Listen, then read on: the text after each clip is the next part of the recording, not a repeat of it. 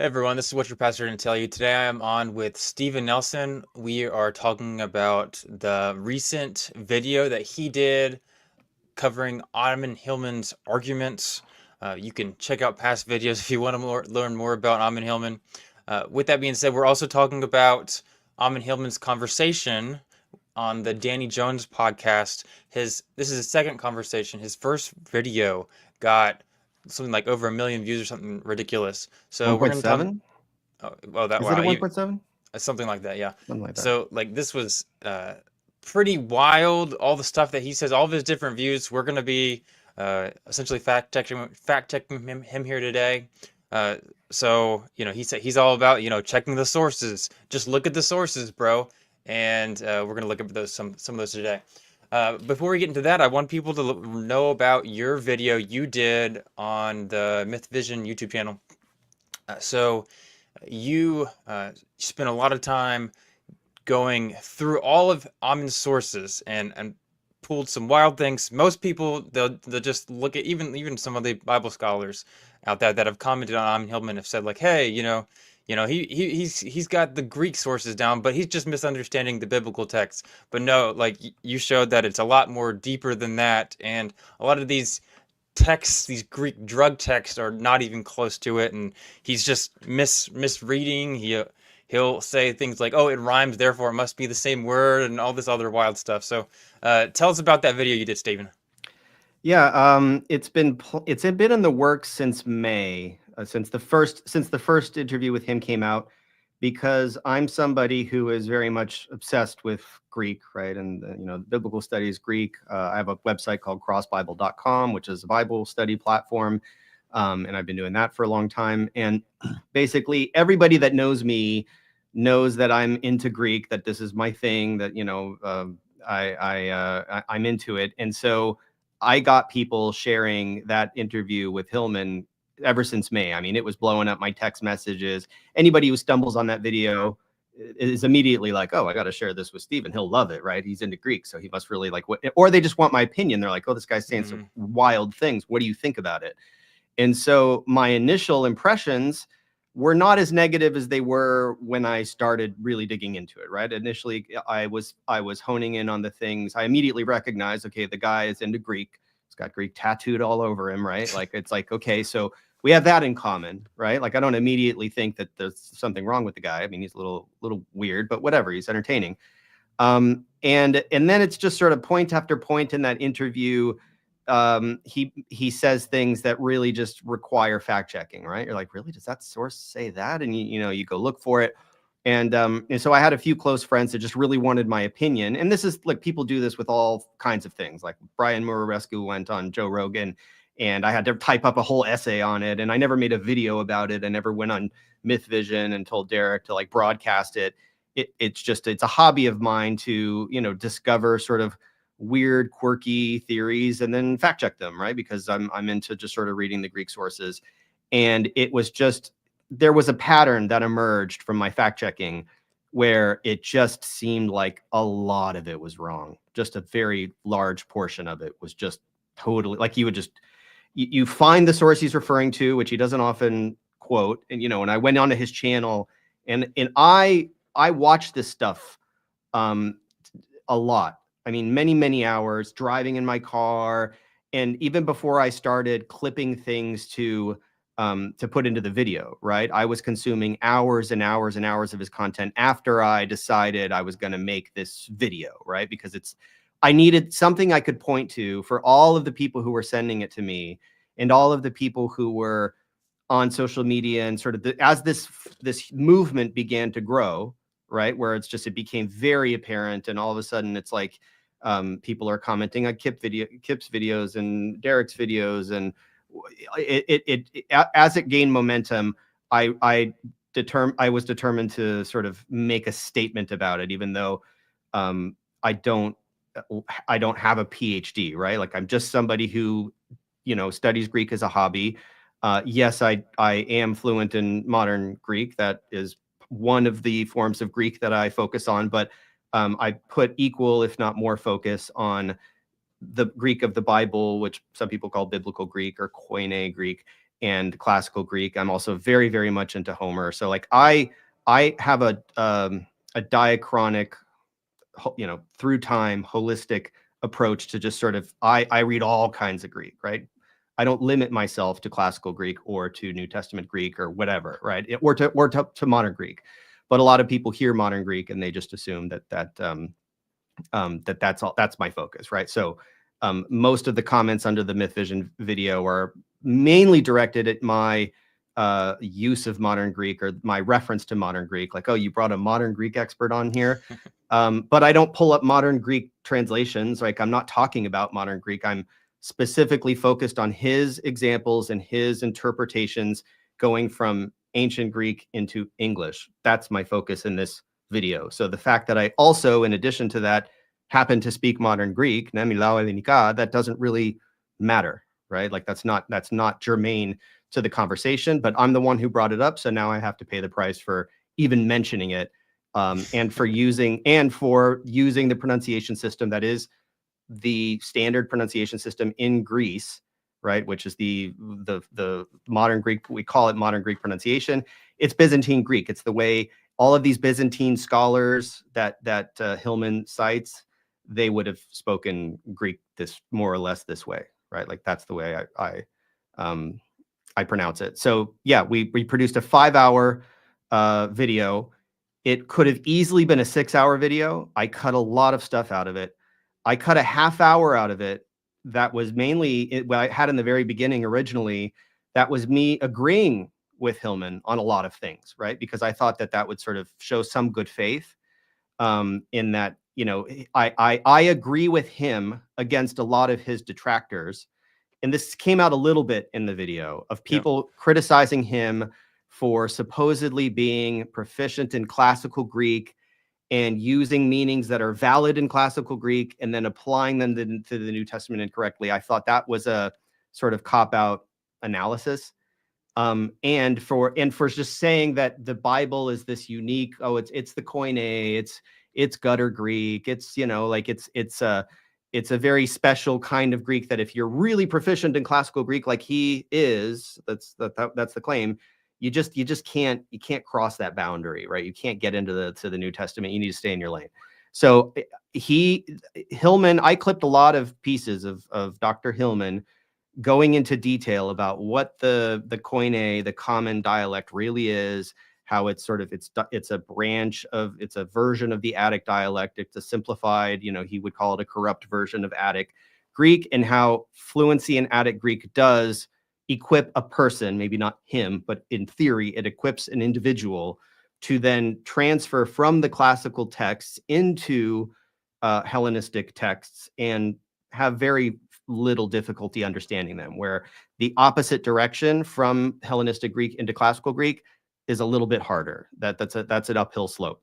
So I agree with him on that.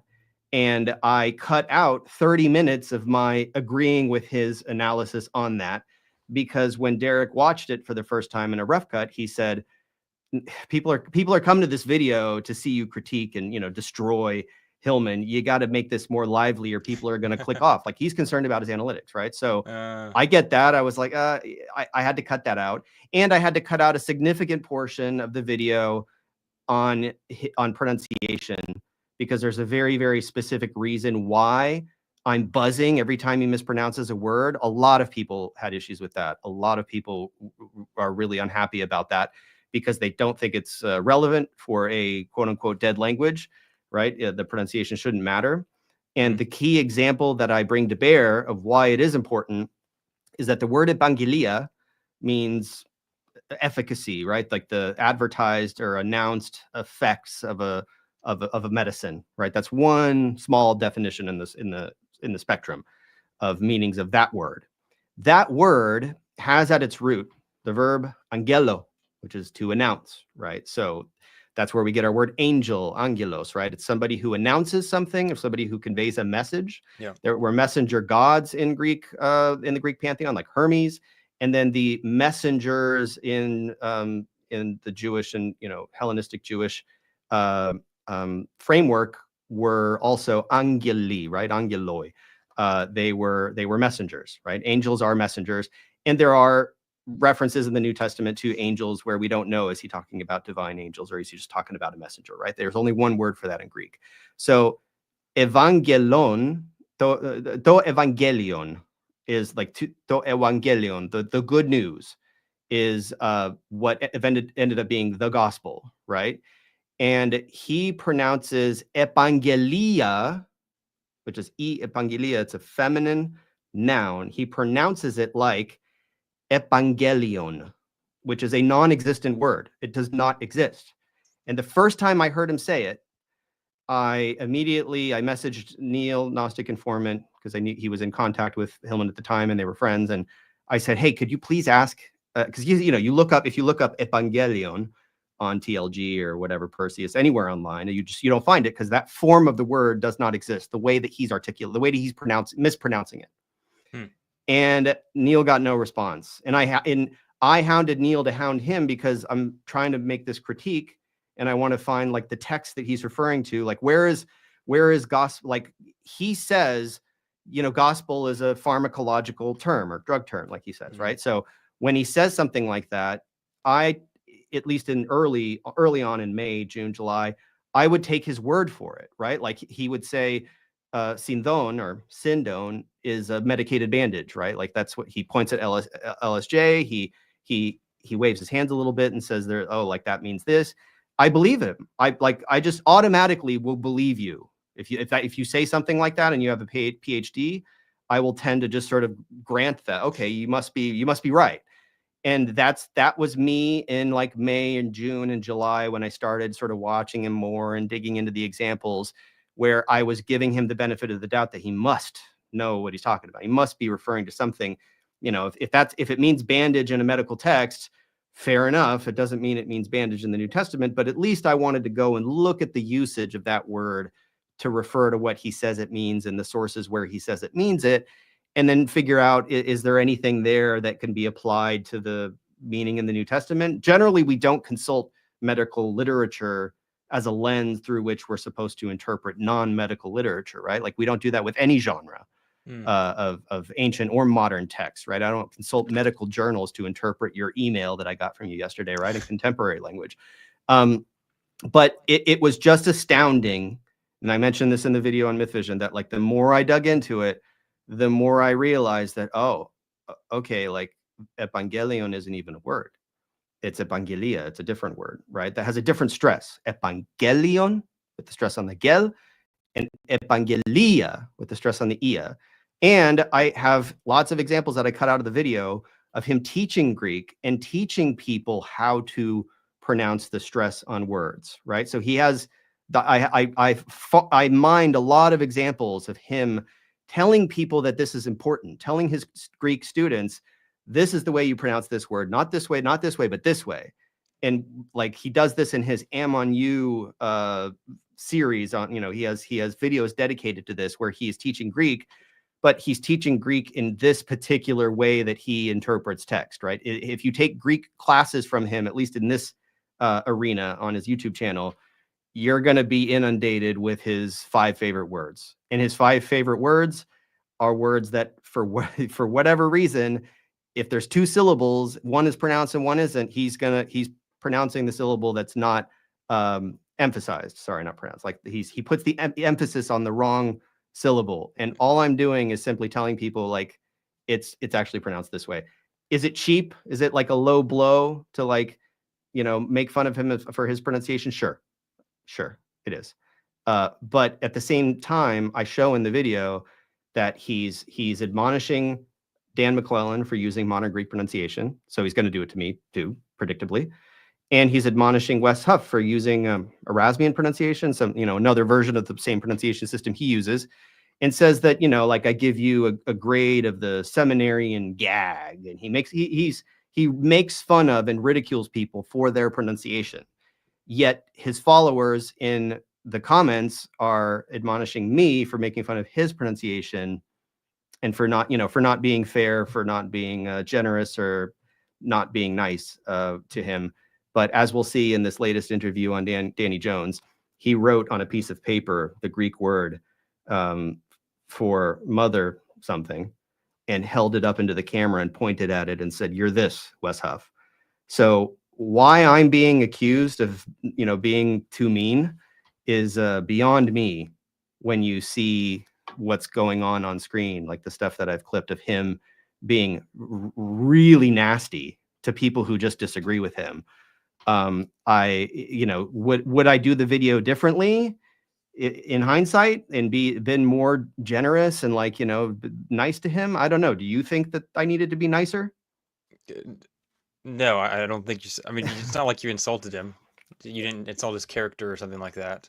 Well, a lot of people are accusing me of this. This is character assassination. This is ad hominem. Is it? I don't. Look, I refer to his followers as a cult because like the behavior that I see and the sort of references to the congregation, the satanic congregation and all that, it feels very culty to me. But maybe I'm not a specialist in cults. Maybe I'm miscategorizing that. Maybe it's just a group. There's some, look, I have to play up the antagonism on some level, but that's what he does. So I don't know.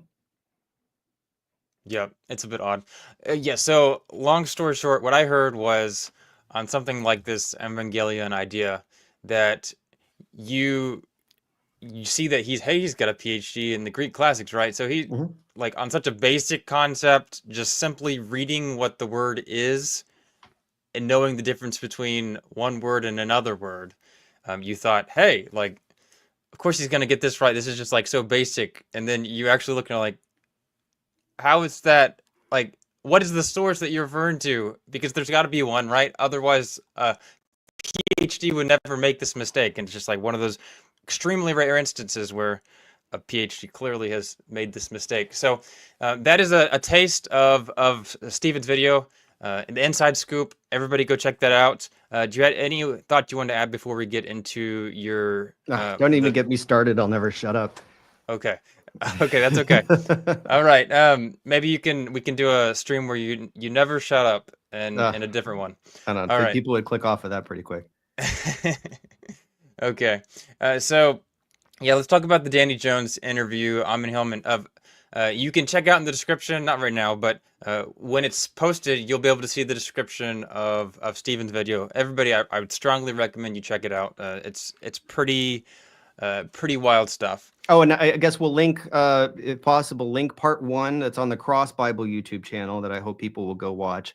I got a little bump in views after the Myth Vision thing, but the Myth Vision video is ideally meant to point at the first part of this that I put on Cross Bible, which is an hour-long breakdown of the history of English, Hebrew, and Greek, and the history of lexicography. It's a kind of massive deep dive that indirectly addresses a lot of these claims Hillman makes about the number of words in Greek and Hebrew, which I had to do a deep dive because it was a topic that I wasn't totally familiar with when I first started listening to it.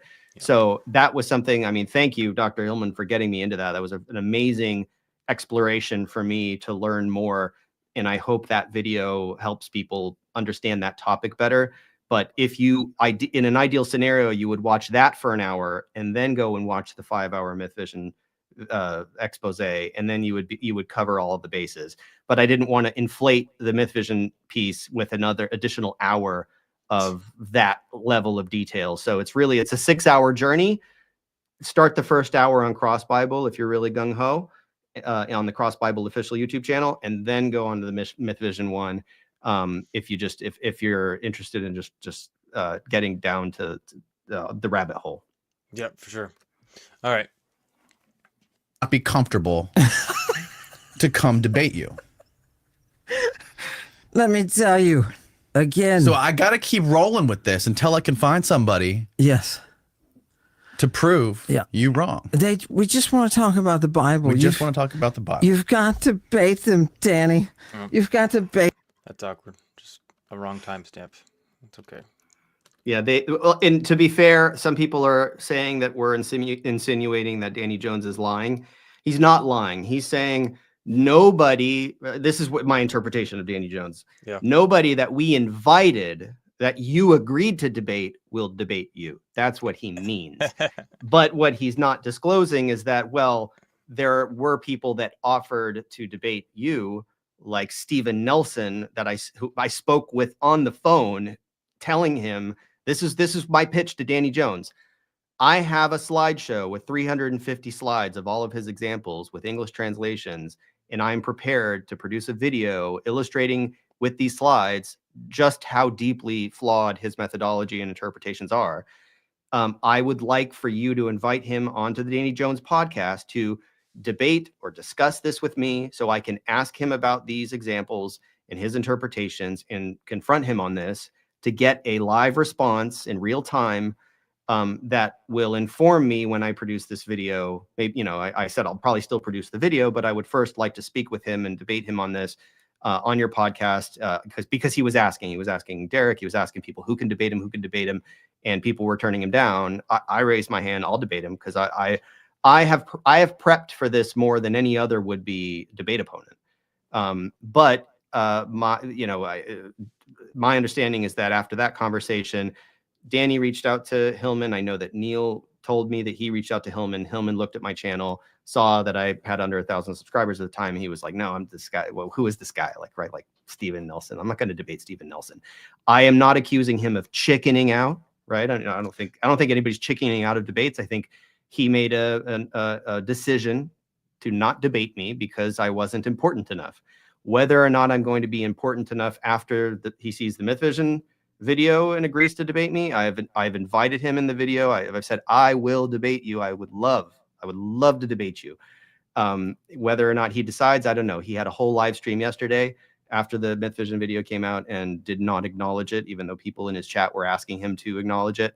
He did not say my name. He did not spank his floor in my honor. He completely ignored that in the live stream and is continuing to gloat about how no one will debate him. I will debate him. I will gladly debate him just to go over these examples because I have so many questions and I would love him to answer those questions in a debate. It would be great. I would just it would really make my day. Oh, how sweet. All right. Petition for Steven to debate him. All right. Let's keep going on the actual timestamp. Podcaster, have you ever said that you're the only one who knows this stuff and reads this stuff? No. Any classicist, and there's a few who have started studying Galen. Right? Any classicist can come to you and say, hey, the sources that he's talking about, like Nero's arch physician that's in Galen, that talks about the drugs that are being used in the death rites, him.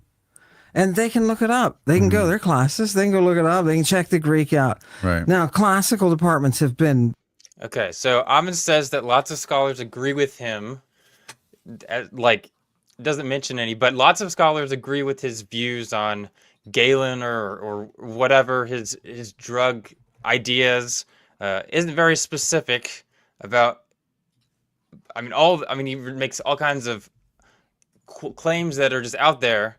But doesn't mention any scholars. But anyway, so Dr. Robert Lay. Robert Lay is the scholar who he is referring to all the time. That when you present him with the accusation that, are you saying you're the only one in the world? He says emphatically, no, I am not the only one. There is a scholar. He's referring to Dr. Robert Lay, which you have emailed Dr. Lay. I have emailed Dr. Lay. We have not yet received any response from him, but supposedly, if Dr. Lay would look at the New Testament with the same lens that Hillman looks at it through, knowing that Galen is referring to all of these cultic medicinal practices, that he would just, his eyes would be opened, right? Supposedly, yeah. All right. Okay, so one guy, but he mentioned multiple. He said classicists. So he flips. Look, he said, like a lot of people. Okay, I got a comment recently saying you took him out of context. He clearly does not say that nobody knows this. He clearly says that there are other people that know this stuff. Don't put words in his mouth. He said zero. He said how many in the first interview, not this one. He said how many classicists do you think know pharmacology? Try zero, right?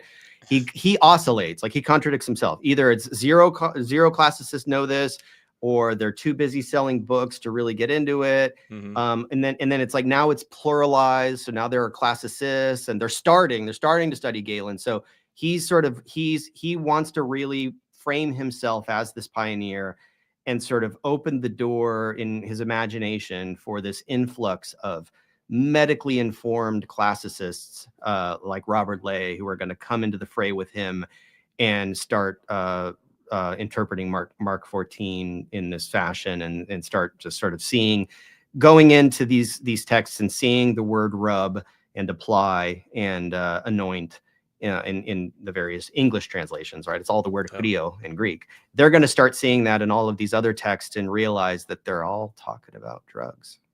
That's the next phase of his revolution, that everybody's going to just start seeing drugs everywhere, and not just medicine. Yeah. Hardcore, mind-altering, recreational drugs. Okay. So I don't know, I'm missing something here, but as an example, Ammon says that, hey, all these scholars will agree. Like, Danny was saying something like, you know, talking like broadly, like, do scholars agree with what you're saying about, like, you know, all this? And then Ammon says, yeah, lots of scholars agree. Then he points to Nero's arch physician that's in Galen that talks about drugs used in death rites. Do you know anything about that text in Galen? Like, is Galen actually referring to death rites? What's going on there? You know what I prefer is that whenever he makes a reference to something, if he pulls up the Greek, I mean, in the interview, he's throwing out sources. He's saying, like, this person said this and this person says this. That's not stuff I can really chase down. I prefer to go onto his stream, and just when I see the Greek text on screen, then I can search for it in the TLG. Sure. I can pull up the whole context. I can produce a slide. If it's untranslated, I can make a translation. I can maybe, look up a few words and parse a few words. I don't exhaust a lot of energy in chasing down things that he makes just sort of passing references to. Yeah. When I do, they usually don't check out. But the theme that I'm picking up on is that previously what he would do is just look up one of his favorite words in TLG, like Hrio, and then go and dig through the TLG references to the authors that use those words in different contexts, and then, pull them up on screen and talk about them. What he's doing now that I'm noticing is he actually has an active TLG subscription. And he is now, or like he maybe together with his daughter, like they are now searching through, and this is talked about in the podcast, right? They are now searching through the TLG at the 30,000 occurrences of the word rub, right? The word Hrio in Greek. And they're just going to town, because in his interpretive framework, the word rub is always a drug term, right? Like if anybody rubs anything on anything, and it's like you're going to rub your meat with olive oil, it's drugs. Like, it is all drugs all the way down, right? So that's what he's doing now, is he's pulling up these occurrences and he's screenshotting them, and he's just saying drugs. When, as a person who just reads Greek, when you see these references to people just sort of rubbing something on something, your mind doesn't jump to drugs because you're not programmed that way. But I mean, I had a debate in a chat yesterday with somebody who was just like, isn't Hrio a drug term? Like, and then I'm just like, no, Hrio's not a drug term. And it's just, but it is, because it can refer to applying drugs, right? So is the word apply in English, is the word apply a drug term? Can you walk up to somebody on the street and say, hey, the word apply, is it a drug term, right? It's a drug term. People would be like, no, it's not a drug term. You could apply drugs, right? Like, is the word rub a drug term? No. Is the word anoint a drug term? No. It's not in any language, including Greek. It's just that Greeks don't have another word for applying medicine, right? They just have the word rub. They just use the word Hrio. That's just their language. And so, sorry for the tangent, but that brings us back to just sort of like, in this interview, he says, I don't know if you have this clipped. He says, but there are no scholars who agree with you on this. And he said, why would there be? Well, why would another scholar agree with me, right? And I know that there's a segment of people who hear that and they're very impressed by it. They're like, wow, this guy is a thought leader, right? Like he's really on the cutting edge of it's not that nobody agrees with you. Why would they? Why would they agree with me? Because they would immediately get fired if they agreed with me, because they're being persecuted by academia. I just see that as fringe. You're just saying, tell me you're fringe without saying you're fringe. If nobody agrees with you, and nobody would agree with you. He said that. He said it. That's like, that should raise red flags and sound alarm bells for some people. Yeah, no, it's some of the stuff, specifically that one, it just makes me laugh. Like I interview scholars, like just for fun on my channel here. Lots of non-Christian scholars that they get paid extra, essentially. They get better jobs if they come up with views that have evidence and they go against the Bible. Like they're people that have made livings off of. Bart Ehrman's a perfect example. Like it's wild stuff. But yeah, okay. I want to get to that word Creo in a second here. Yeah. But next clip here. Jesus didn't show up and become the first Christ. The first Christ was Lady Babylon. The first linguistic reference we've got to an historical person, the Queen of Babylon, the Medea. She is first portrayed as Christing herself. But when Jesus is there... Do you know if Medea was the first person to be called Christ? Yeah, I don't know. It's an interesting point because, yeah, if you looked up all of the occurrences of the word Creo, and you could find any reference to Medea rubbing herself with something, right? Like if that were the case, it would use the word Creo for that. Whether or not it would refer to her as anointed with the verbal adjective, like if she rubbed herself with something, she would be anointed, right? So she could be anointed in a text. Again, I prefer not to talk about texts I don't have in front of me that I can't see, but the pattern that I've fallen into is that I will hear him say that, I will dig for it, I will, I will get involved in this process, I will go down that rabbit hole. Yep. And at the end of the tunnel, I will always inevitably find a reference to someone rubbing themselves with something. And it's like, okay, they are anointed. That's just what it is. So whether or not he wants to say that makes her the first Christ, like I guess that's his implication, is that this is it's you're finding patterns that don't exist. Yeah. And I mean, and you've looked a lot of what Ammon thinks about this. Like, what is the relevance to this conversation? Like, does this suddenly change whether Jesus was? Yeah, because Jesus is said to be anointed, right? And there, like, I have occurrences in my slideshow of people anointing themselves, being washed and anointed, and people rubbing poison on their arrows, right? Or smearing bronze tipped arrows in Homer. Like, I have this stuff, as when a man dips an axe in cold water to temper it. Oh, sorry, that's a different example. There are plenty of examples here where Creo is used in Homer, which is the oldest text we have, right? Yeah. So you have these examples of Creo and Homer, just in all different kinds of contexts, being referred to rubbing and smearing and anointing, because that's what it means, where it has nothing, there's no drugs, there's no medicine, there's nothing, right? It's just, that's what it means. Those are arguably the oldest sources we have to Christing, right? Like, no normal. Why don't we pull it up? Yeah, pull it up. Oh, you mean pull up the example? Yeah. Do you have it on there? Or just any example of Creo.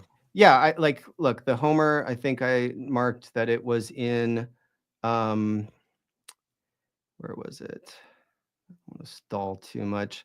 Homer.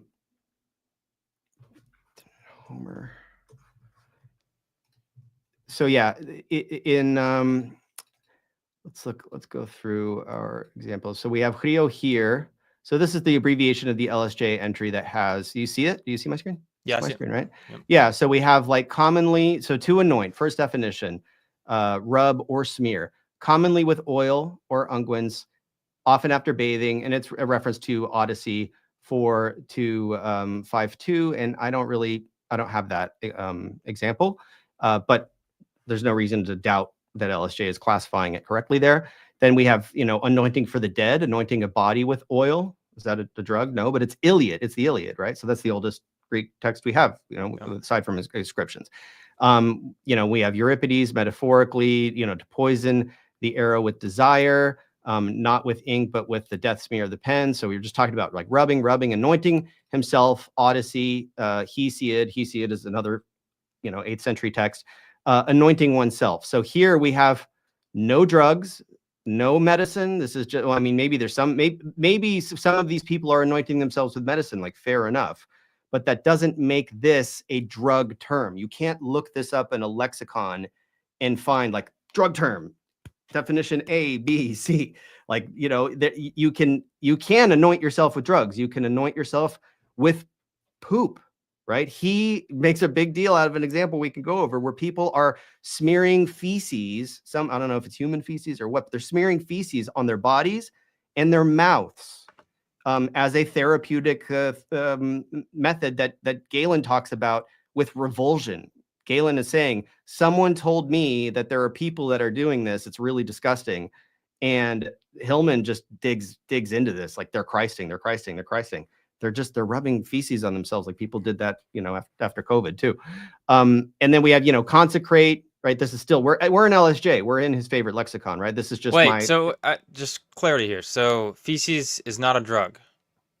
Yeah. You know, it's like, that's the thing. Is it, if somebody rubs themselves with feces, is the word rub a poop term, right? If somebody rubs themselves with lotion, or like if somebody rubs themselves with cooking oil, is rub a culinary term? So like like I understand that this logic makes perfect sense to you. It does not make sense to the people who are really into this, because I've been arguing with them. I can see that there is no penetrating this wall. And when people accuse me of throwing out the word cult, because, you know, it's like, it's too dismissive, right? To say they're a cult.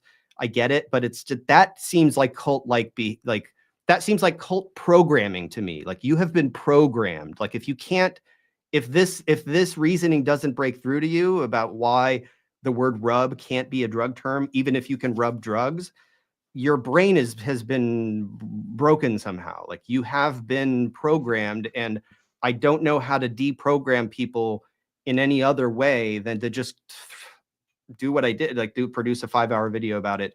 And I have a feeling a lot of people just aren't even watching it. They're diving into the comments after the first 30 minutes. But this is an abbreviated, I hope this has been on screen long enough. It is from the LSJ. Because the LSJ is so hard to read, and because the authors are abbreviated and everything's super condensed because they have to squeeze it into a really thick lexicon, I have taken I've taken leave of the, I have taken what do you call it? The liberty of rearranging and summarizing and unabbreviating the authors here. This represents the LSJ entry. So if you want to go into the real LSJ and fact check this, please do. Please look up Rio in the LSJ. Go on to Perseus Tufts. You can do it in with English letters, and just confirm that what I'm showing here matches the exact order and layout of the definitions in the LSJ of Rio. And at the very end, obviously, you see the stung by the gadfly thing. I was recently alerted of a new example of it that was not from Plato and was not from Aeschylus. So I was wrong in the video. I said that it's only in Plato and Aeschylus as far as I was aware. I'm aware now of additional examples. I can't remember which one it was. But you can see paint with pitch, asphalt, smear shields with red dye, anoint with oil, anoint someone as a king. And then there's, 4 Kings 9:3. LXX to consecrate, right? This is like Judeo-Christian usage of the term, right? This is not particularly, this doesn't resonate with Greeks. And then this is Middle Liddell, which is an older version of the LSJ again. Anointing, rubbing, smearing. This is just the kind of stuff. Lots of examples. BDAG, obviously, Hillman's audience has been programmed to reject BDAG or ignore it or not know what it is. But BDAG documents biblical and sort of extra biblical usage. There's usage that's relevant to the Bible. And then you have enchrio, like to anoint, right? This is the combination of in, rub in. In English, we say to rub something in, right? To rub it a bit more thoroughly. Again, anointing yourself could be used for a prick or a sting. To smear words with deceitful rumors, right? That's a metaphorical use that has nothing to do with drugs. Again, you see in the Danny Jones interview, supposedly every single instance of the word chrio is a drug reference. Like there are drugs everywhere. If you put those goggles on, you see drugs everywhere. The metaphorical usage of that in Lycophron 1455, go look it up, to smear words with deceitful rumors. That is, you cannot in any reality construe that as a drug term. And of course you have Revelation 3:18, to anoint the eyes with eye salve so that you may see. I get that thrown at me all the time in these interactions to say, haha, you see, it's drugs, it's drugs, it's drugs. Well, it's obviously not always drugs. And if you're putting eye salve in your eyes to improve your vision because there's medicine that you can put in your eyes, does that mean it's a drug term? I guess. Yeah, you got me. It's drugs. And then we have Christos, obviously, derived from chrio, to be rubbed on. It refers to anointing oil. The thing is that if you are rubbed, if you're Christos, it can mean that you were a person who had something rubbed on you, or it can mean it's a thing that was rubbed on. It can go in either direction in terms it's a transitive verb that could be it refer to a person or refer to an object that is rubbed or anointed or smeared, right? And that is why that ultimately ends up getting assigned to become what we call Christ, which just means rubbed. Imagine a reality in which the Bible was translated, like where we didn't transliterate the word Christos as Christ, and we just translated it as rubbed. And we said, like, Jesus is the rubbed, or, whatever, anointed, right? If we just used an English word, Hillman's rhetoric would not have any power, right? The reason it has power is because he's looking for the word Christ everywhere and finding it and transliterating it as Christ, in the Christing. And it's just, this resonates with people because they're like, oh, wow, like Galen has Christs in it. Right? Galen's referring to Christ, and it's all drugs. And it's like, I understand it. Look, people, like, I've watched so many hours of Hillman. I get it.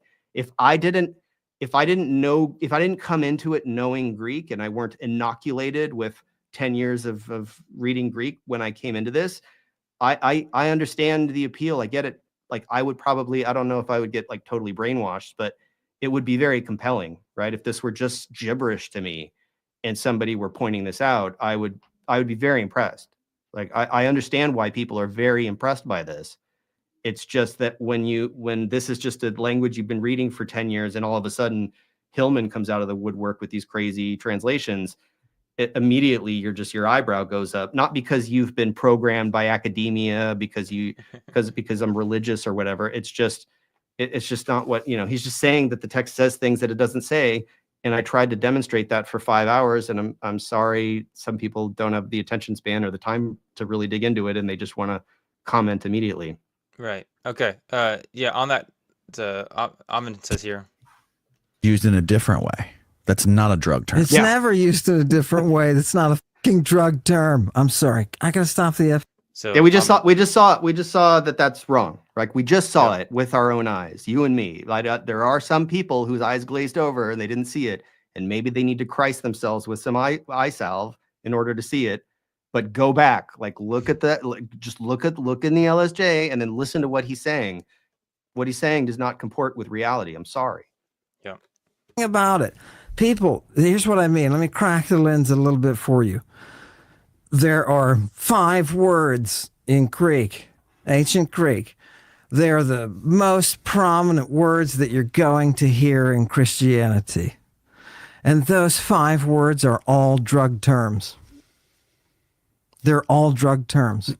Are you ready? Christ, Savior, baptism, mystery. I forgot the 5th one. It was the word gospel. So you already pretty obviously showed that gospel is not earlier. But maybe you can add more on that. I mean, what are your thoughts on that when he says something like that? Well, I mean, he's partly right. That's the thing, is a lot of people have been saying, well, he can't be 100% wrong, right? Like, you can't, just say that he's always wrong. No, he's partly right. I would say, like, the best aspect of that, like, let's be super generous, right? His point about savior, just the verb, I cover this in the Myth Vision video in detail, so I don't need to get into it too much here. But look, the idea of salvation and to save and savior, like, those ideas do definitely overlap with the field of sort of medicine, right, and of healing. So if you are healed from something, you are saved. The New Testament quite literally uses the term save, and to say, like, she is saved, esothi, and it means she's healed. Like, those terms are synonymous in Greek. So, like, that is, so, like, savior, like, that whole ecosystem of words that are all interrelated, that are based on sos, which means that you are in a good state of being, right? Like, you're whole. That is all completely connected to health, right? So if you want to say that those are drug terms, I mean, if you're looking in the dictionary, you're going to see that it's a subset of the meaning. If your well-being is definitely connected with your health in ancient Greek culture and and it's reflected in the language. So that, yeah, 100% grant that. Good, that's spot on. The gospel thing, that's wrong, right? Because it's to evangelion, the good news, evangelia, right? Like, evangelia, if you look it up in the dictionary, like, I think I have it, right? Like, evangelia, like, you want to show that, the efficacy of a drug, right? Drug efficacy. Can you show the slideshow? Yep, it's on.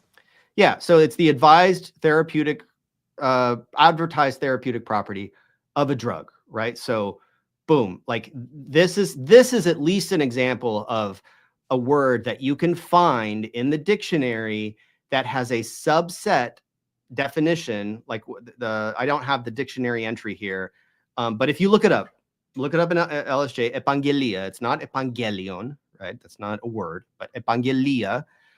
You will find, like, bunches of definitions that refer to sort of like something being announced or advertised, and then there will be a subset that will say, like, med, right? This is basically a subset of that definition that is a drug term. Like, let's just use his language, right? It's a medicinal sense of that word, and that is 100% verifiable. You can totally find that, right? You won't find that for chrio, because that's false. That is wrong. Just because you have to be rubbing the drug, right? Like, the word chrio doesn't encode in it the sense of rubbing a drug. You would have to rub the drug or the feces or whatever you're rubbing is what you're, the oil. But evangelia does have, there is a line in the dictionary that is in the medicinal sort of jargon category.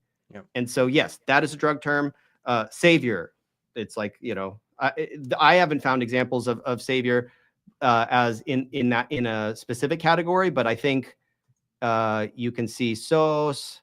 Do I have a dictionary? Okay, so Tia, so are you still showing LSJ? It's still on the screen. Yeah. So savior, deliverer. This is from LSJ again. It's abbreviated just so people can read it a little easier. There's epithets of the gods, of them being saviors, and if then the God of Israel is the savior in the Old Testament and the New Testament, and then saving, preserving. This is all in salvation. So deliverance, salvation, preservation. So none of this really gets into being, this doesn't get a category of medicinal terminology, but it is very much interconnected with saving. So yeah, when he says that there are 5 words that are always drug terms, well, no, they're not always drug terms, but they can in some cases refer to healing and medicine. And if you want to say that is a drug term, I think it's misleading. I think it's a medicinal term, or it's a term that can be used in a medicinal context, but that's my assessment of it. And of course, he said mystery. Mysterion, this is something that I got a good laugh about in the Myth Vision video. But when you look it up, because I did, it's capital M mystery. It is the name of an actual drug that Areteus and Galen both know about and describe in the exact same terms as something you take for irritated bowels, and it's something you take so that you will cure flatulence. Or I'm not sure if this is the exact. This is a very exact. This is someone else's translation, Francis Adams. That it will discuss flatulence of the bowels. But I thought this was really funny because he says that mysterion is a drug term. This is the full LSJ entry. I didn't break this out, but there is a connection, obviously, with mysterion and cultic rites, the mysteries, the Eleusinian mysteries, and then there's Paul's mystery about the Gentiles coming to the God of Israel. To say that mystery is a drug term, it's a very, very limited context where mystery can be a drug term. And in those contexts, it is a capital M mystery, the name of the drug. It is Beano. It is like, it's just, we say Beano, they said mystery. That was the name of that drug. And I think there's something worth mentioning here. So it seems like in his eyes, he says that this idea of a drug, like a medical drug, is the same thing as like a recreational drug. Is that true? Am I understanding him correctly? And I also get a lot of criticism for this because he says in the first Danny Jones interview, Danny Jones says, well, were people differentiating between recreational and medicinal use? And he said, no, we do that. We distinguish between recreational drugs and medicinal medicine. So when I'm going, if somebody's going to go use drugs, we typically don't say they're going to take their medicine. We go to say that they're going to shoot up drugs. They're going to smoke drugs. If somebody takes medicine, like we bifurcate. So we don't call our doctor a drug dealer because he's prescribing drugs. My father is a doctor. He prescribes drugs all the time, and he refers to them as drugs. But I know what he means when he refers to something as a drug, right? We have these two words that overlap. They're not strictly divided categories. Greek didn't have those divisions. They had the word pharmakon, right, which could also refer to poison. It was just any substance that was affecting you in any way, in a medicinal sense, would be referred to as pharmakon. And actually, I think I might, hold on a second. Don't pull it up unless I can find it. I think I have. No, I don't have the definition of pharmakon. I don't have it broken down. So he's partially right in the sense that, yeah, if somebody were taking a drug that did have a deleterious effect that altered your mental state, they would call it a pharmakon. And if you were taking something for your bowels, if you've taken something to stop your flatulence, the mystery drug, the capital M mystery, that's also a drug. So if it's healing you, or it's affecting your mind, or it's giving you inspiration, or it's giving you an altered effect, you would be pharmacated, right? You would be medicined. And so what I am accusing Hillman of specifically, just so we're clear here, is that he is using the word drug, and he is emphasizing the word drug. I mean, I got him in this video saying like, a drug, like he drags it out and he punches it really hard with his theatrical manner to make it really, really clear that what he means, he's evoking the association in his English-speaking audience of the word drug being like illicit, mind-altering, mind-expanding. I mean, he says at one point, this is mind-expanding out the backside, people. Like he's referring to people taking drugs in the sense that you and I, as Americans, or English speakers, we understand what he means by, we understand what Hillman means by drug in these contexts. And so all the people who are defending him, who are saying, oh, no, he made it really clear that this is just, we're talking about antiquity here where they didn't make the distinction. Yeah, absolutely. Pharmakon in antiquity, there was no distinction. It was just, that was a substance that you took to affect whatever aspect of your health or your mental state that you wanted to affect. They didn't have the distinction. We have the distinction. We have drug and medicine. If you go through all of Hillman's content and you replace the word drug with medicine in the transcript, it loses its power, right? If he were to be like, and she was taking a medicine, people, medicine, right? Like that it wouldn't click. with the cult, right? Like it wouldn't click with his followers. What clicks is his punching the word drug and describing it as like being mind altering, like this is his angle, that they are all getting high on drugs. He says they're high on drugs, like the burning purple, like this is his thing. And so, yes, he definitely is misusing English to explain Greek. Greek doesn't have that problem. Greek just has the word pharmakon. Oh, that's really interesting. So if I could put that in a more simpler way. So basically what you're saying is in English, we have the word drug, and it can mean like something for medicine. It can also mean like the bad kind of drug, right? Yes. And the bad association we impart on it, right? Like right. we have prejudice against drugs. Right, there you go. And Ammon is saying, hey, there's no distinction in antiquity. Drug applies to everything. So what he's doing is taking that bad connotation of drug, the mind altering, and just applying it to everything. Yeah. Like it has some very specific meaning when it just means some kind of like applying or whatever. And he's not carefully going through the sources to distinguish when there may be an ancient context where they are mind altering drugs, right? Like if they are taking something that has a known property of having a deleterious effect that makes you dizzy, that makes you giddy, that makes you high. I just haven't seen him bring out those texts and talk about them, right? I would love to, like, I know that they exist. People are also getting drunk in antiquity, right? So there are lots of books written on this topic. It's not a secret. I'm not saying like, oh, they would never use drugs in antiquity. Like that's not, like how dare he suggest that? I'm not being prude about this. I'm just looking at the examples that he's giving, and I'm just looking, okay, so that's a cure for flatulence. So that's your mystery, really? I mean, if somebody can find another reference to a drug that's called mystery, or he went and took the mystery and tripped balls and like was talking to birds, I would be all for that. Please, somebody, please give me a Greek text, please. Like, just drop it in the comments. Like, show me the money. Yeah. I just want to see examples. That's all I'm asking for. Like, just show some evidence, please. So this pharmakon thing. So the Greek word. So what? I think if you translate as drug, that just it's like almost guarantees that someone's going to misunderstand it. Someone's going to either think medicine, or they're going to think mind altering. And if you use the word drug in every single instance, well, obviously you're going to misunderstand that. So what is a better way to look at that? Just like a word for applying, or what? Well, no. The word for applying is chrio, right? Yeah. But in terms of like, if you encounter a reference to pharmakon, and you look in the LSJ, and you're just going to see like, I don't know if I'm not sharing that. Let's see, stop share. Let me present the LSJ, right? Oh, let's look at it. Can you see that? Yep. Okay. Oh, man, big money.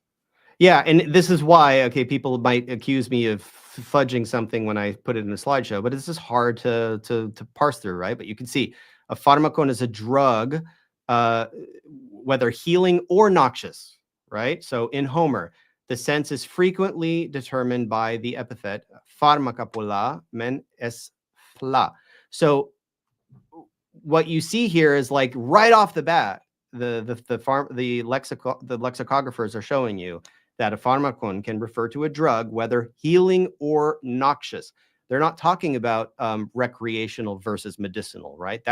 Those are the two categories they discuss on Danny Jones. What they're talking about here in the lexicon, in the actual scholarship, they're talking about healing and noxious, healing versus noxious, right? And it can be either or. So subset A2 is the healing remedy, medicine, and Homer. Mostly of those applied outwardly, right? So those are Christa pharmaca. Those are topical medications. They're not Christ's, right? Get that out of your head. And then A2B is, referring to medicine, a medicine to restore or maintain health, right?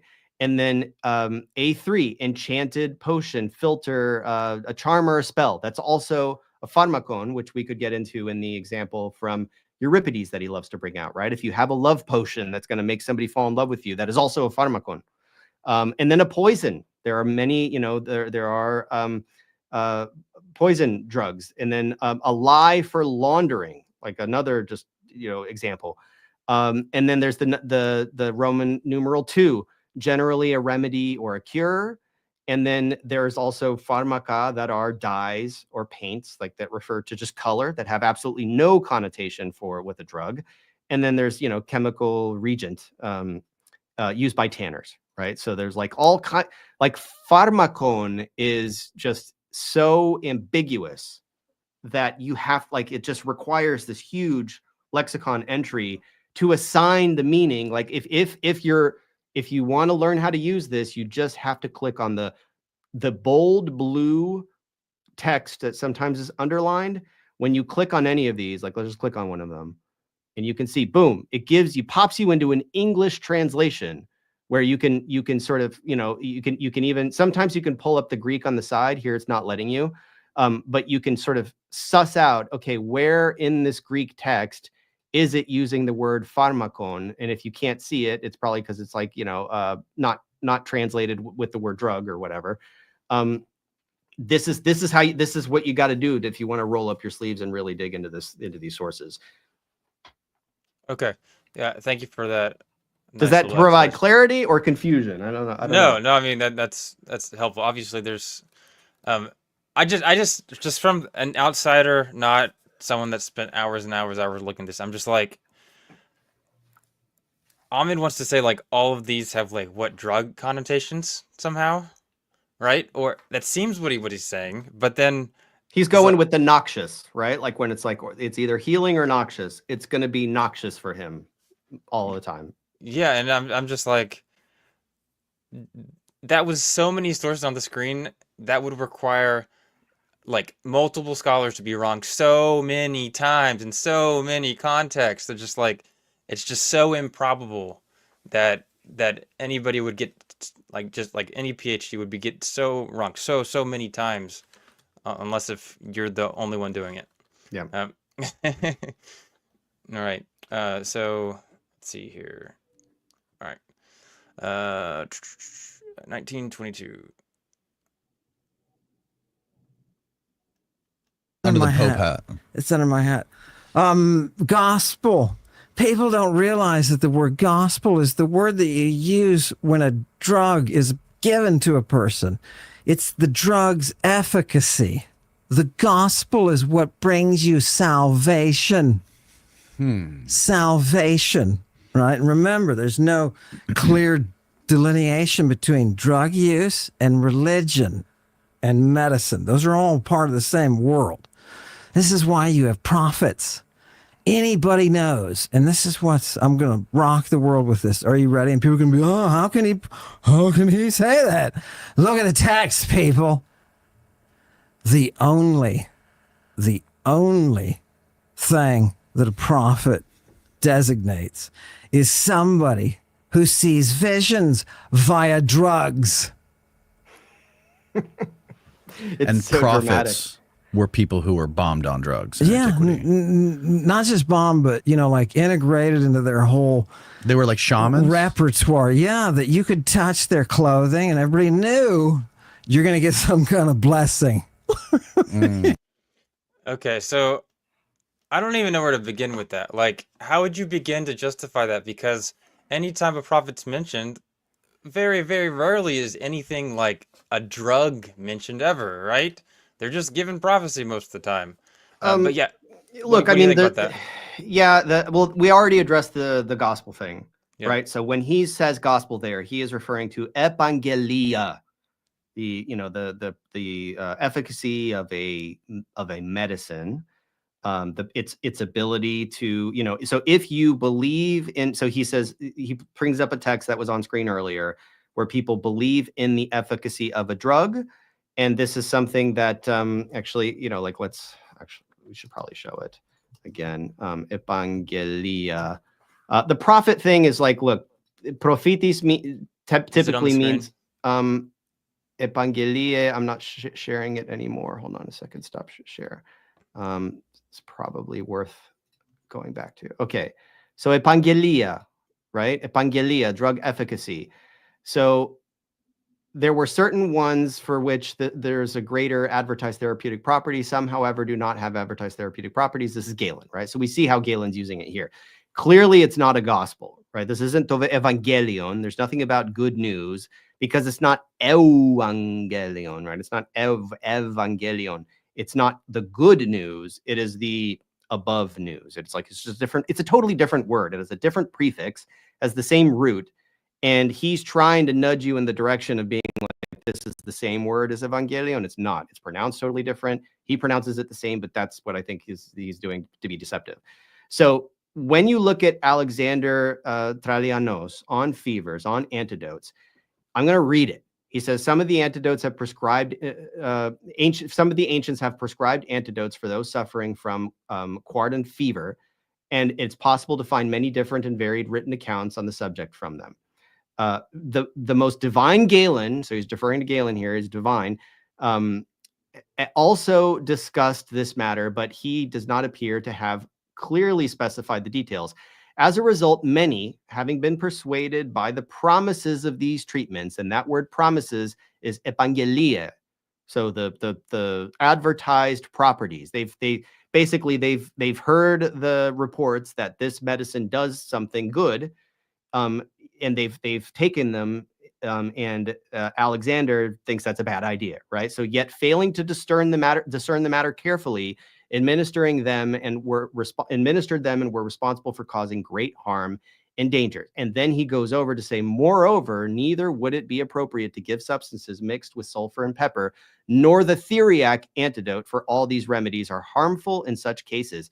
He is railing against the theriac antidote. Now, what Hillman does on his stream, and as he zooms in on it, this is in my video, he zooms in on that and he's like, look, it's the theriac antidote, right? Like, because just finding this word somewhere just gets him, high, just loves it, right? Like he finds the word theriac.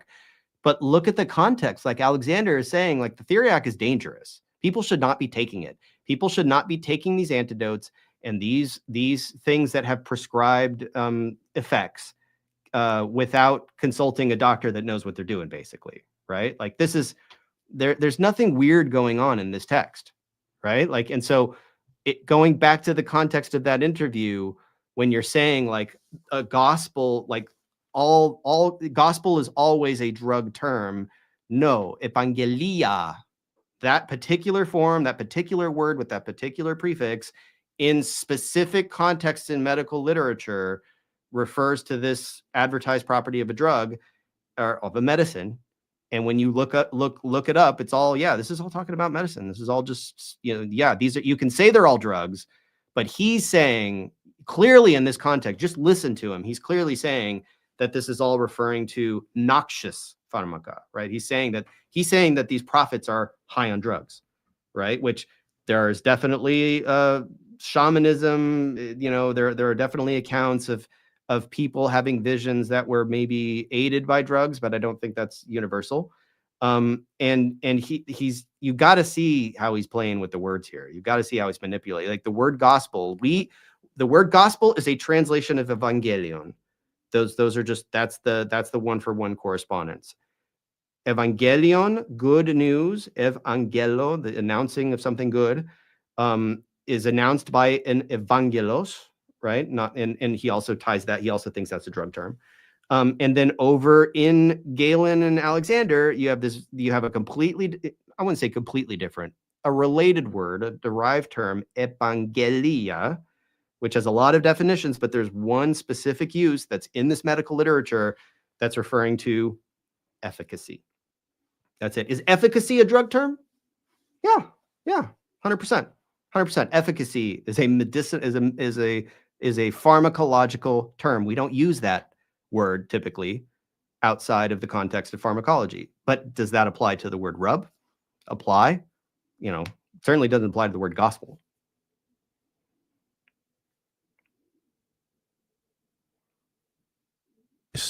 Yeah, it starts out as the bite. It's the bite of the fly. The gadfly. The gadfly, right? Which brings you the oestrus. Now, wait a minute. You say, stop. It's the culture. What are they using? They're using arrow poisons. When is this? What year? So say late Bronze Age. Late Bronze. So that's late Bronze Age. You could say like 1600 to. Okay. So the original question was, what is the semantic drift of the word Christ? And he says it's the bite of the gadfly which brings you the oysterous. It's the culture they are using arrow poisons. And then he goes on to say they had prophets and oracles because they were using the eos. Does any of that make any sense to you? Yes, it does. It does.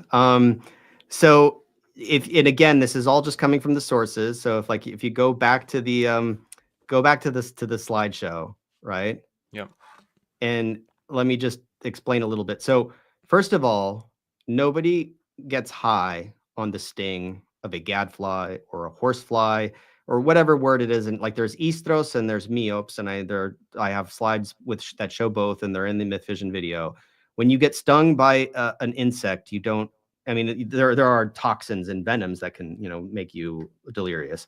There are noxious toxins in stings, but not from a the gadfly doesn't do that. And you will not find texts. And I just challenge people, please find the text, send them to me, right? Like if you can find something that contradicts this.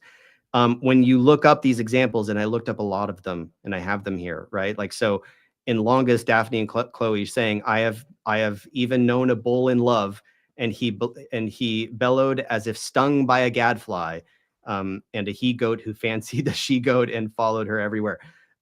So here you can see istropliis, right? Stung by a gadfly. And the word estros here, oistros, is referring to this fly. And then when you go and find the references to istromania that he loves to say is this altered state of consciousness, I just haven't found, like, look, if you can find references, again, please send them to istromania. As when you look it up in the dictionary, it just says that you're in a frenzy. And if you look at the context of the way it's used here, this is Hippocrates, right? So like I'll just show everything on screen, right? So you have this page, which doesn't have istromania. It's just for additional context. If you want to pause and try to read it, it's a lot of text. I got the English and I got the Greek. So you can challenge my translation if something is wrong here. I don't remember if I translated this or if I got it from somewhere. But when you keep going down, which bull has ever sought out greed? Which leopard has indulged in insatiability? The wild boar drinks only as much water as it needs. The wolf, after devouring its prey, is satisfied with the meal it receives. But man, feasting day and night, is never sated by the abundance of food. The cycles of the years lead irrational animals to their natural ends, but man is continuously driven by the frenzy, istromania, of licentiousness, right? And this aserias, like they're talking about people being sexually aroused, right? They're talking about people being in that state, right? There's no drugs here. There's no like when people are getting stung by the gadfly, and that's using the word hurio there, just like look at these contexts, like look it up in Perseus, go to the reference. You're just not going to find people who are in altered mental states from noxious, deleterious drugs, right? Like I haven't found it. Like I've looked up his references. Like I am always open to somebody digging something up, because we have so many Greek texts, right? Like, so somebody can dig something up and put it in the comments and see, Stephen doesn't know what he's talking about. Here's a reference to istromania, oistromania, that is clearly in this context. People are just like getting high on a drug, and like, please give those to me. Like my assumption is that if there were a reference to istromania that was just unequivocally, like unambiguously referring to being high on drugs or being under the deleterious effects of a noxious pharmacon, if there were those examples, he'd be showing them all day long on Lady Babylon. I would just go onto Lady Babylon, and there would just be a wealth of examples that I could dig through to find all of these references to drugs. And so when he says this stuff to Danny Jones, he's not citing examples. Like he's not pointing you at things that you can go and look for this for this is all trust me bro stuff. It's like, yep. It's 2 hours of trust me bro. Yep, 100%. So just for clarity, so maybe he's saying that there is a gadfly that stung people back in the day, and it almost like gave them a mind-altering drug Yeah, that made them estros like is other a, people. if you look at estros, it's saying that it's a weird, the way it's used is actually quite interesting. Yeah. In LSJ. Let me show it. Let me show it. You have to wrap this up soon, right? No, actually, I have more time. A lot more time. Good. Like, look at estros. Look at this. So you see it in TLG, right? So it's a gadfly, a breeze, probably a Tabanus bovinus, right? It's like a specific kind of horse fly, basically, like an insect that infests cattle, right? He thinks this is a drug, by the way, right? Like, if we're going with his thing. Of the fly that tormented Io, right? So Io. So Io is being tormented by a fly in the narrative. And so in the number 2 definition, so we got number 1 is the gadfly, which is just sort of like, it's like the way we say bug, like we say bug in English, right? Like, it's sort of generic, like something's bugging you. It's, the fly could be a bug, right? I think that's somewhat analogous to the way that the Greeks are using the term estros, because istrao means to be frenzied, right? Not to be under the effects of a deleterious drug. It means to be frenzied. We'll look at it. So you have an insect that infests a tunny fish, right? You have a small insectivorous bird. And then metaphorically, so the metaphorical sense, you have a sting, or anything that drives you mad can be an estros, right? Anything that bugs you can be a bug, right? In the absolute sense, it's like, pain, the smart of pain, agony, right? Again, are we finding drugs? No. Number 2, any vehement desire, insane passion, right? That's what's giving us the estromania that we looked at, right? When you're passionate, or madness, frenzy, right? In a good sense, to refer to zeal, right? And then throw a dice, number 3. So again, where are the drugs? Where are they? Istrao is the verb that this comes from, to sting, right? So we got istriso, so to sting of the gadfly. It can be of the gadfly. It could be anything, could sting you, right? But typically when it's being used for, it's referring to the estros. So the name of this bug is the annoyer, like the frenzier, right? That's what they're calling this insect. So metaphorically, to sting, to madness.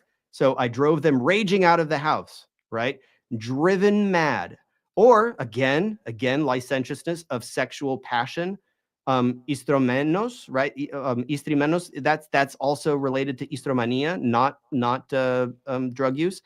And then to go mad, rage, Io is driven by the gadfly, frenzied.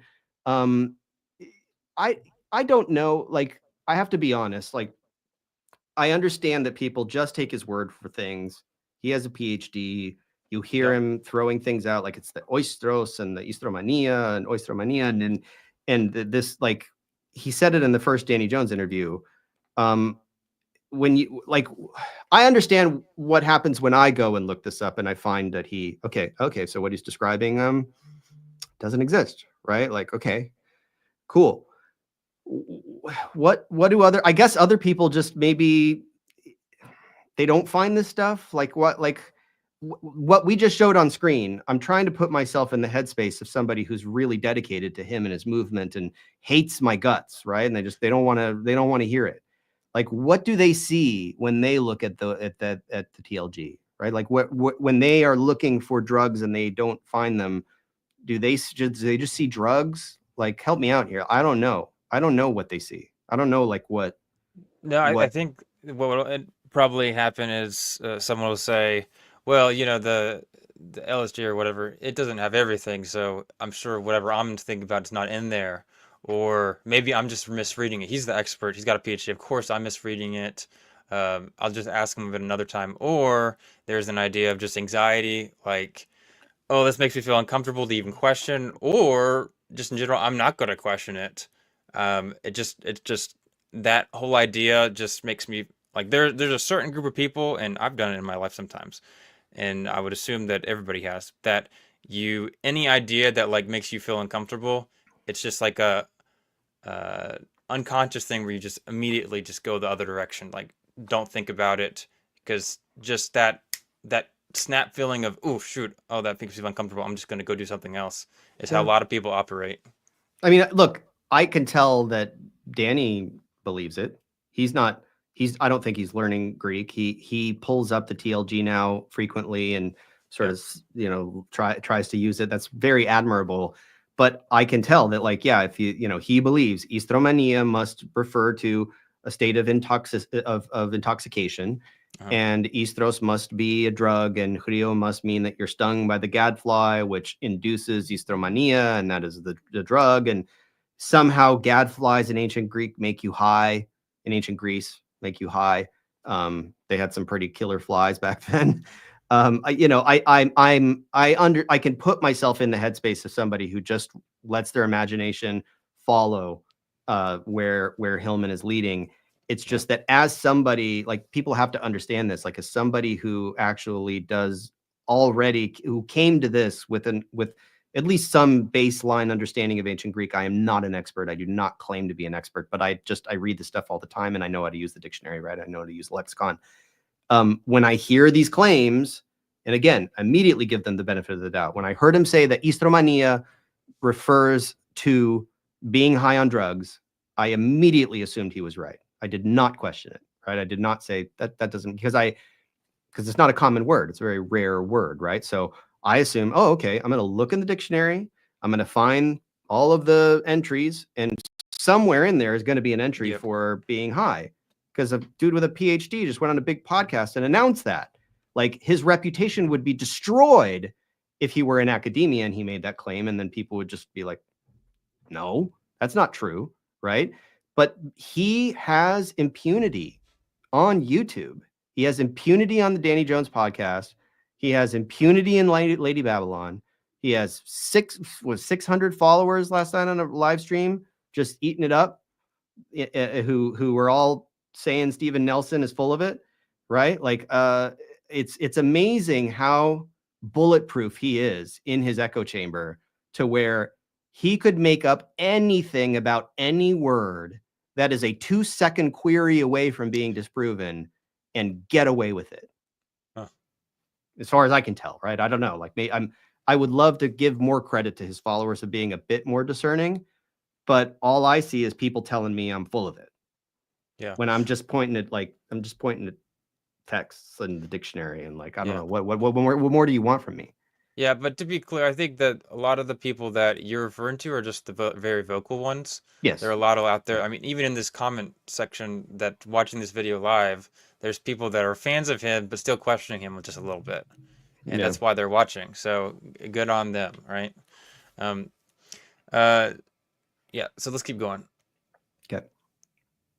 So I don't, the only reason, and people will say, Danny, you're being bamboozled. Right. Right. Everyone's saying that. How does this one guy come up with this thing that nobody else knows? You know why? Because I've read the medical literature.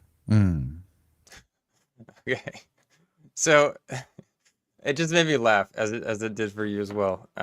Because it's just like, everybody's saying that. Everybody's telling him that, dude, you're being bamboozled, and he doesn't want to hear it. In Danny's defense, I imagine, like, he doesn't want to just trust people, right? Yeah. But I guess on the other hand, it's like, how many people that are really well educated saying, hey, you're being bamboozled, before you think, maybe I'm actually being bamboozled here? I think he genuinely empathizes for somebody that he believes has been mistreated and in academia and persecuted for pointing out things that should have been obvious, because people are prejudiced against drugs. And it's just I get it. He's defending what he views as like a suppressed voice that he wants to give a platform to. It's a noble, I believe it's coming from a noble motivation. And he also wants to get a lot of clicks, because that's one of his most popular guests. So it doesn't even matter if it's true or not. At the end of the day, it pays, as long as he can monetize it, and as long as he can censor it enough to monetize it. Yeah, right. Yeah, I mean, to be fair, I think there are some reasons in the video to think that maybe he is questioning it a little bit, but he's also just, I think it's one of those things where, like, people want to debate in a lot of ways, because they want to hear Ammon's response, like the whole Joel Kritko video we did with Kipp Davis. Like, Joel gave some lockdown arguments that just like prove his position, just without a doubt. Like there's just no possible way that Joel could be wrong in this topic, just from what he gave. And there's 10 examples, but there's hundreds of what he said. But there were lots of people like, hey, we want to debate. And I could see that because like, well, you can get Ammon's response because Ammon's a PhD. He wouldn't be saying stupid stuff if he has a PhD. So, you know, clearly he must be thinking of something that I can't think of. So like there's always the ability to say, hey, he's thinking of something I'm not thinking of. And like I said, I also gave him benefit of the doubt and instant credibility because of the PhD, right? So like I did the same thing. I just by default knee-jerk reaction believed everything, or at least most of the stuff that sounded somewhat within the realm of possibility, and then just fact-checked and just, you know, line by line deconstructed from that previous sort of position. So, but I'm hoping we can get to more juicy stuff in this interview, like especially the Gad Bernea thing. I don't know if you want to skip to that at some point. We can go that if you want. Yeah, but I do, real quick though. I did want to say since you brought up Joel. Oh, there you go. I did want to say that. So he says that like because I look at the Greek text, and I just want to get your thoughts on what your response to that was, because it's like I look at the Greek text, which is implying nobody else does, the medical text. But then when you look at the medical text, you're like, no. So what people are still telling me that I'm not reading enough Galen, right? Like I'm getting comments saying like, well, just look at Galen, you read Galen. Like, okay, you need to spend Steven needs to spend 30 years reading Galen, and then maybe he'll come around, right? Like this idea. I dug through a lot of Galen, and a lot of it is translated. A lot of it's on Loeb. Some of it is on the Internet Archive untranslated. I had to so whenever he is kind enough to at least provide a Greek text, I can look up a few words and find what he's referring to, so I can read it for myself and see how he's twisting it. Yeah. And I used Galen against him in his definition of like, you know, trying to assert that sindon or sindon is used to refer to a medicated wrap or bandage or something like that. That I discovered was false, which I again assumed it was true until I discovered it was false. I read a lot of Galen basically in preparation for this thing. I read a good deal of Galen, and again, my assumption is that if Hillman had texts from Galen that really strongly supported the things that he's describing are in Galen, that I assume that he would naturally just show them all the time, and I would see them and I would look them up and I would read them and I would find out that what he's describing in Galen is true. Whether or not that would translate over into the New Testament or be applicable in some way is a completely other topic. But I have not, in my cursory review of Galen, in searching the Scaife viewer and Perseus Tufts and searching the TLG for words like Rio and, you know, sindon and all of his favorite terms. I'm searching for them. I'm pulling them up in Galen. I'm looking at the references. I'm drilling down. I'm reading. In some cases, I'm translating. And it's and I just, man, it was a lot of work. He put me through a lot of the ringer of like digging through text to try to find what he's referring to and what he's talking about. And I'm not saying it doesn't exist. I'm just saying like it's hard to find, and he's not giving those examples. So I don't know what I'm expected to do in terms of my reading of Dioscorides and Galen and Trelianos, and like I'm doing this work. Like I don't see his followers doing the work. Like why don't people dig through these sources and find the texts that he's characterizing in this way so we can talk about them? All I want to do is talk about the sources. And if I end up debating him, all I'm going to want to do is talk about the sources. I don't care. I'm not interested in hearing him ramble off these pseudo facts, right? Like this and that. It's like, doesn't just show me the text. What is the text saying? And why is it applicable? That's the thing. It's like, why is the use of evangelia to refer to drug efficacy or medicine efficacy? What does that have to do with gospel? Like, how do you draw the line and make that connection? I know how he does it. But I want him to articulate it, and I want to ask him some questions about it. Yeah. All right. Well, this is what you asked for. Yeah, this is great. You want to start the very first like time they put on the screen, or anything before that? I don't think they give him much screen time, so let's watch it, because this is a pre-release of a section of an interview he did that's not public yet. Right. Yes. Okay. Now, another really important point that a lot of scholars miss is that the Septuagint is not Greek as such. It's not Greek. It's Judeo-Greek. For people who are new to this stuff, can you explain what the Septuagint was? So the Septuagint is this translation of especially of the Torah, of the first 5 books of the Hebrew Bible, into something that is Greek related. Okay. And the reason I'm saying Greek related because it's not actual Greek. It's Hebrew Greek. It's Jewish Greek. It's Judeo-Greek. It's kind of like Oh my God! That's No. crazy. I've never heard of that before. Oh my God! Because it doesn't exist. So I come from classical studies, and so I studied classical Greek for a long time. Oh, and so really? for me, coming bring into him. and reading the Septuagint or the New Testament, which is an extension of the Septuagint in terms of its language. No, it's not. Not It's- at all. It Totally was wrong. It was almost shocking. It was almost uncomfortable. No, he's making it up, dude. Yeah, He's for anyone acting. coming from classical Greek or Right. from Greek No. Greek No. to read the Greek Septuagint Greek. because it's not. In some cases, it even Let's it do- seems to be wrong. let's do Let's hear what he Homer, says. badly baby. written. Right. Some of the terms that it's using don't make sense in Greek, but Oh, when you really? know the Hebrew term Oh, behind yeah? it, Give me it's an really? exact translation into Give, Greek. give me an example, Interesting. dude. So it's Hebrew. It's really very much. I'm sure a lot of people listening to this know about Yiddish. So Yiddish is Jewish God. German, right? Dude, That's Jewish German is What Yiddish. is that It's the from? German When's language Hold on. Let's finish adopted it. by I the didn't even know that. Yeah. So okay. So Yiddish is Jewish German. Okay. And it's He's German. It's behind based you. on German He's language, but it behind has a lot of words in Hebrew. got his Also, fingers kind of sprinkled in, and that's the Steven, what did you just say there? Yeah. same thing Yeah. with the Greek of the Septuagint. It's not. Not at all. So Not at all. for Ptolemy or anyone to commission a work that would be written in a Jewish Greek, not in Greek, makes little sense. Yeah. Why would you create some new Jewish Greek? Why wouldn't you just Right. make it into real Greek? Right. So that was probably the Greek that was spoken by the Jews of Alexandria. Probably. So it was written for them. It was not. So that's the language, me a that source, the Greek baby. that they had for their own. All right, that's good, identity. Steve. Yeah. Give me a source. What is he saying? What is what, It's bullshit. That was Can you bullshit. for a second? Yeah, pause.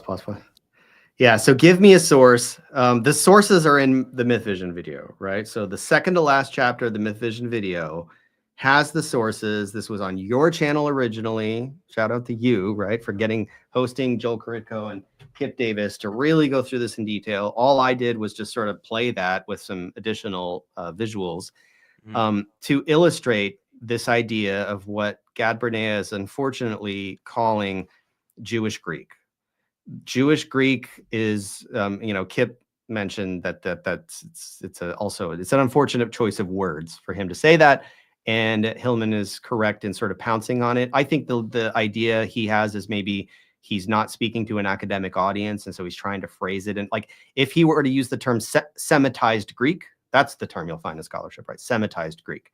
So if he used the term Semitized Greek, people just wouldn't understand. Danny Jones wouldn't understand what Semitized Greek, right? So what it refers to, and he says he gives the analogy to Yiddish, which is a mixture, which is like German and Hebrew mixture. It's a hybrid language, right? The Septuagint is not written in a hybrid language. The Septuagint is written in Hellenistic Greek, right? The Hellenistic Greek that was spoken by the Hellenized Jewish community, in Alexandria and maybe in the sort of Hellenistic region where people were speaking. They were native speakers of Greek, most likely.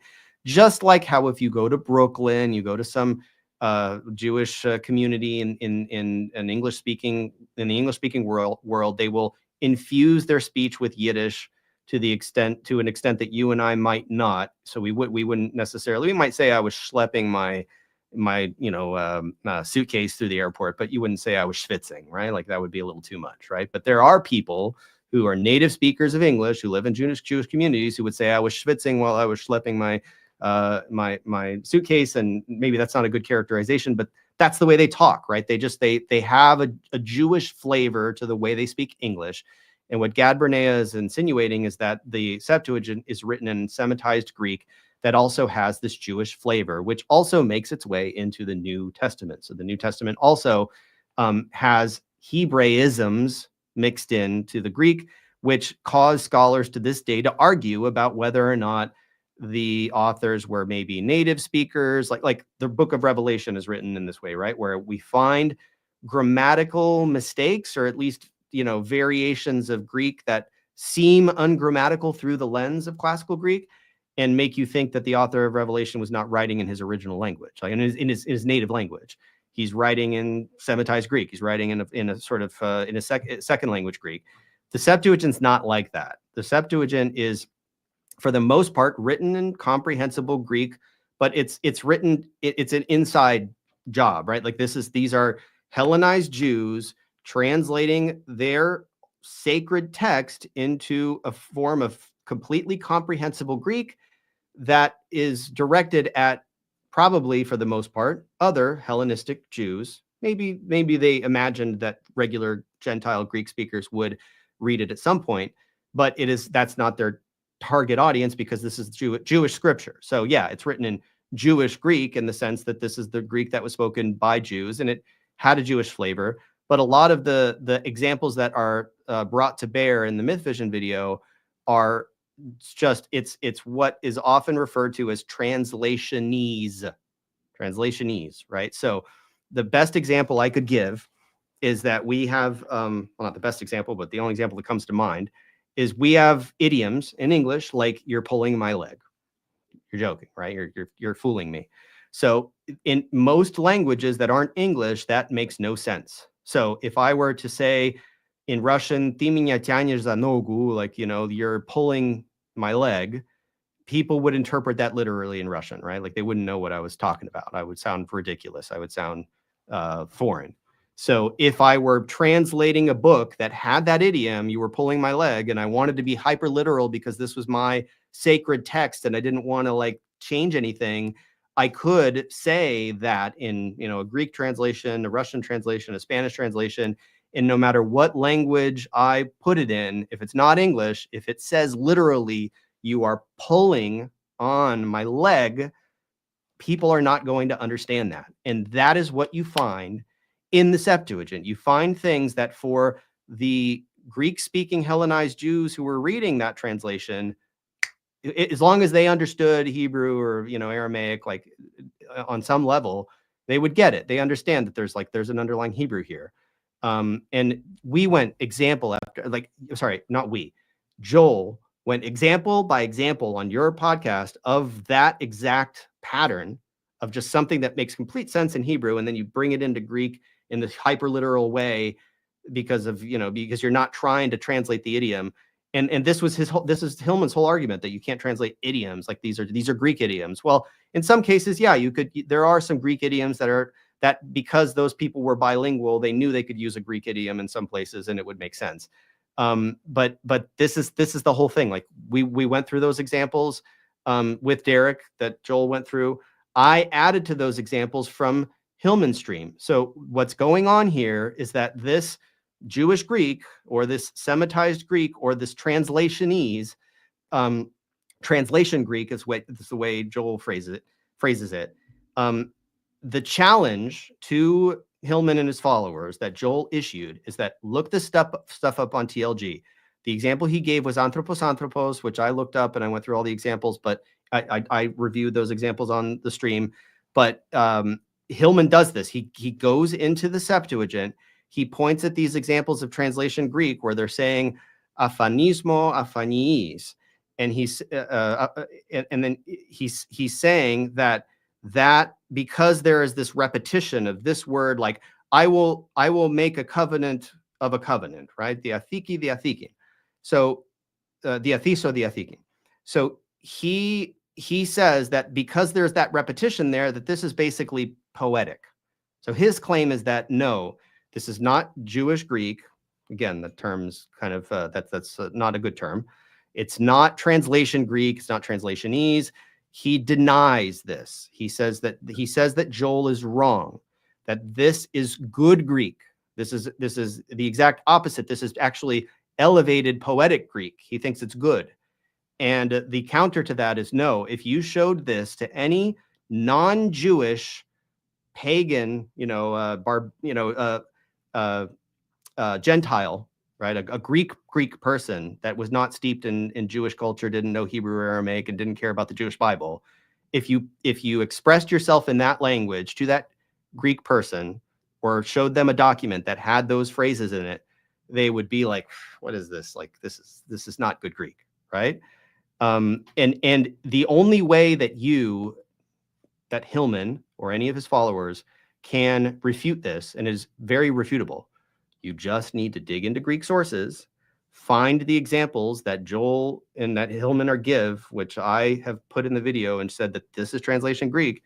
You just have to find examples of non-Jewish Greek authors. Go look in Plato, go look in Euripides, look in classical sources, look in non-Jewish Hellenistic sources, and find those exact phrases, or phrases that are at least very, very close or analogous to it, where you're taking one word and repeating another with like in a verb and a noun forms. Like, find that language, find that so-called Jewish Greek, and prove with examples that it's regular Greek, that it's outside of the Septuagint, outside of Philo of Alexander, outside of the New Testament.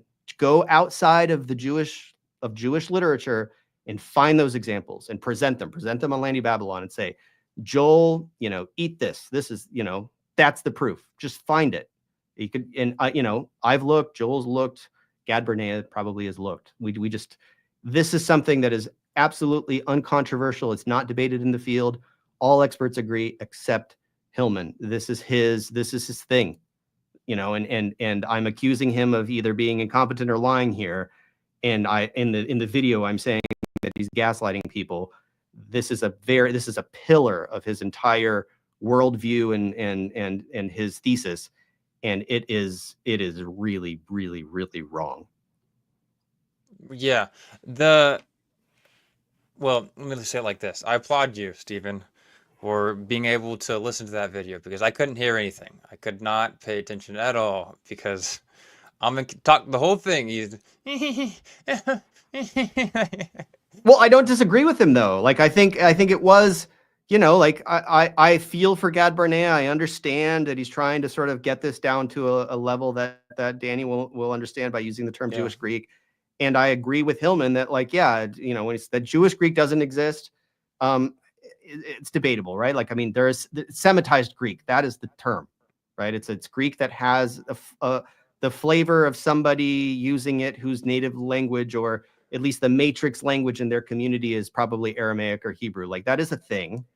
It's usually not described in those terms the way that Gad Bernea described it.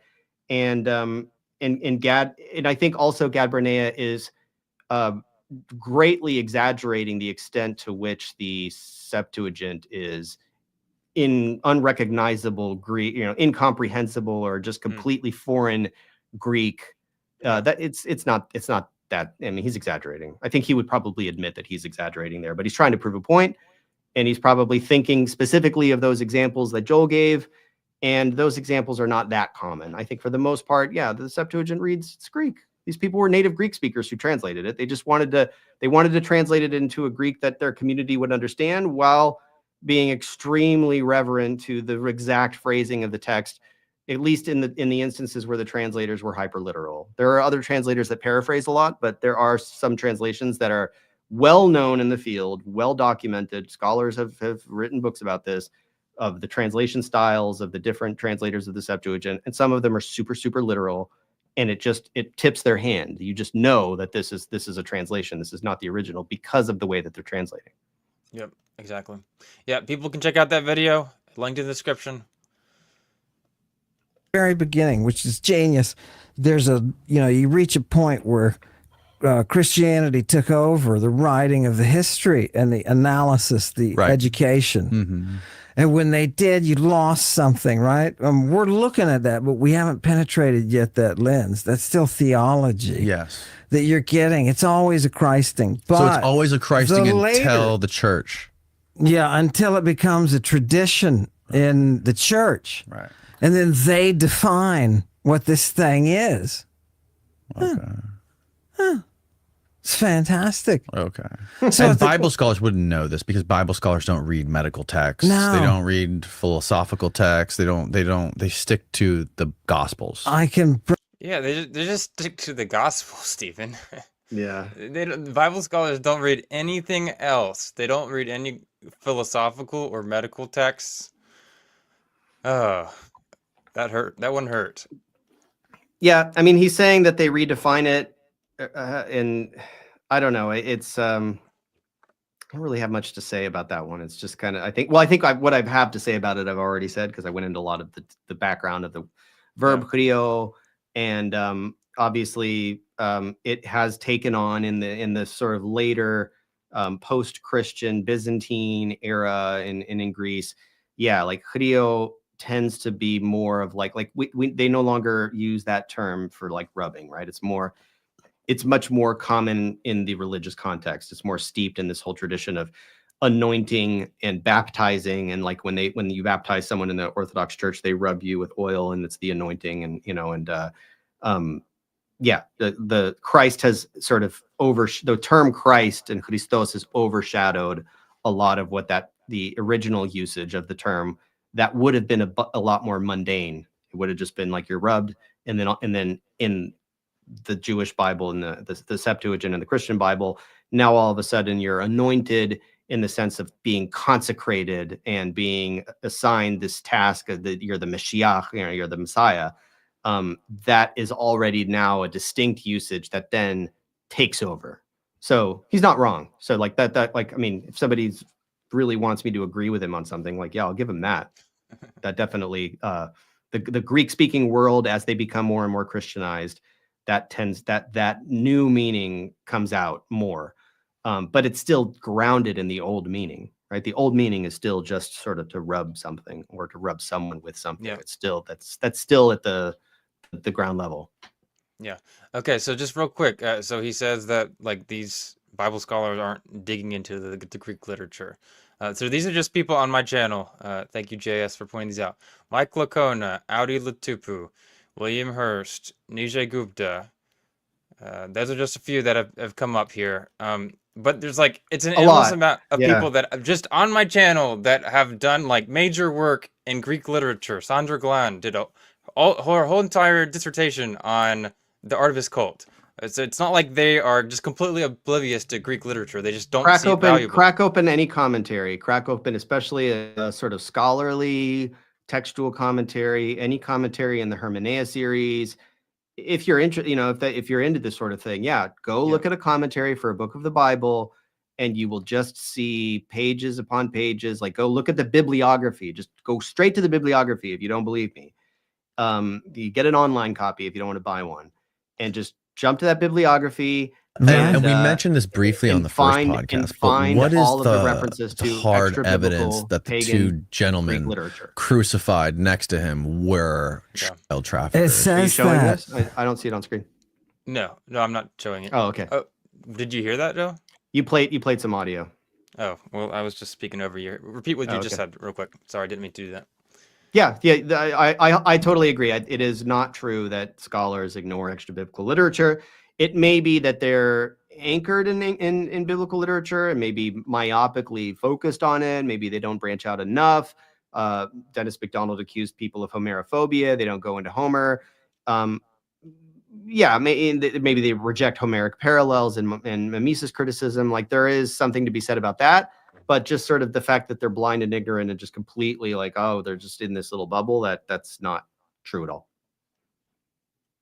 It says, calls them all Laestai. It says he was crucified in Mark between two Laestai. It's in Mark.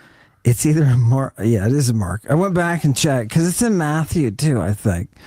But it's between two Laestai. Yeah, it's in 14 after the 51-52 when he's with the naked kid. Mm-hmm. And by the way, these people like Wesley Huff, they're trying to say that the kid was not actually naked. He was wearing a linen, and then it fell off when he ran away. He ran out of his clothing. So the logic behind that is, why would it fall off? Right. If it's a piece of clothing, it's tethered to you. Right. It's tied to you. It's wrapped around you so you can navigate, you can walk around, and it will stay on you. Right. If I run away, my pants aren't going to fall off. Correct. And so I'm curious what you thought about that argument. Because I guess people want to just say, hey, like, he's got he's got clothing on, just someone ripped it off. Like there's nothing so special. There's no like real like on the like crazy nudity thing going on. On the other hand, Ammon wants to say, hey, he's got something on him because he had this ritual and it was really only just covering up that spot. Look, he's saying that the word gymnos, which is an adjective that means naked, and when it says that it was wrapped around perivevlimenos epigymnou, right? Sindona epigymnou. It's a linen cloth or garment. It could go either way in terms of translating it accurately, but it was wrapped around his naked something, right? Naked something. This is very common in Greek to use an adjective to describe a noun that's not there, where in English you would want a noun there usually in those contexts, right? So translators are faced with a conundrum when they find this, and you could see this in the commentaries. People are confused by it. It is confusing.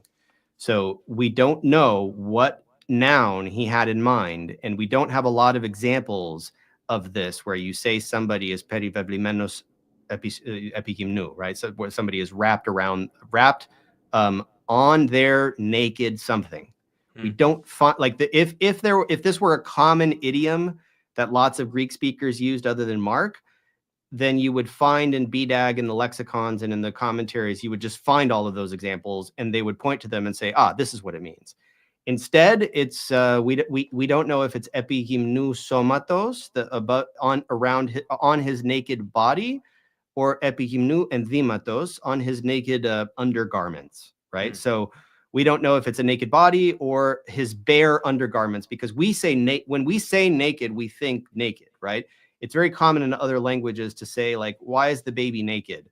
And he's in his like diaper or something like that. What they mean is that why is he exposed, right? Why is it's cold outside and you let the baby out naked, right? Like we just wouldn't say, as English speakers, we wouldn't say naked in that sense. So what I demonstrate in the video with examples from lexicons is that there are lots of different contexts where naked can mean, scantily clad or unclad or in your undergarments or just bare or metaphorical usages. The question isn't whether or not he's naked. The question is the garment over, what is it covering? Is it his body? Is it his underwear? And then why is it that when they grab him, he runs off like having discarded, katalipon tin sindona, having discarded his garment, he runs away. And so here the question that Danny has, I think he's just channeling Hillman. I think he's just trying to phrase Hillman's argument to his audience. He's not necessarily, I don't know how convinced he is by this idea, but he is articulating it in the way that he would, where it's like, okay, it doesn't make sense that if he had a firmly secured garment around him that was like fixed by a buckle. I don't know what he's imagining. He's imagining pants, but there are no pants, right? So I have this in my video. If you watch the Myth Vision video, I put a little sequence from the Discovery Tour of Assassin's Creed Odyssey, just because it has a good explanation about this. It shows the different forms of garments that were popular in antiquity, like the himation, and it shows how they were draped around the body and sort of wrapped and secured. So it was certainly much easier in antiquity to grab someone's garment and pull it off of them and leave them exposed, either naked or in their whatever underwear, than it would be for me to just like grab take off your pants, right? So it's obviously a bad analogy, but the sort of ambiguity of the passage does give Hillman some leeway to say like, well, why is this sort of linen garment that everybody agrees, like all the commentaries agree, it's not common to describe people as being dressed in linen.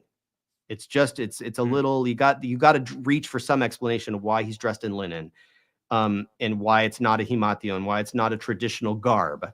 And so I get it. I get why I see what he's doing here. It's just that you can't jump to epigymnou as meaning around, or like he says, it's wrapped around his junk. That just doesn't, that would never work. Like that just can't be over his naked genitalia. Like I have an example again, go back to the Myth Vision video, watch that whole section where I explain this. There is a section that I get from Lucian actually of Alexander, from Alexander the false prophet, that describes exactly somebody that has something like a girdle wrapped around their genitals. Like it's described there.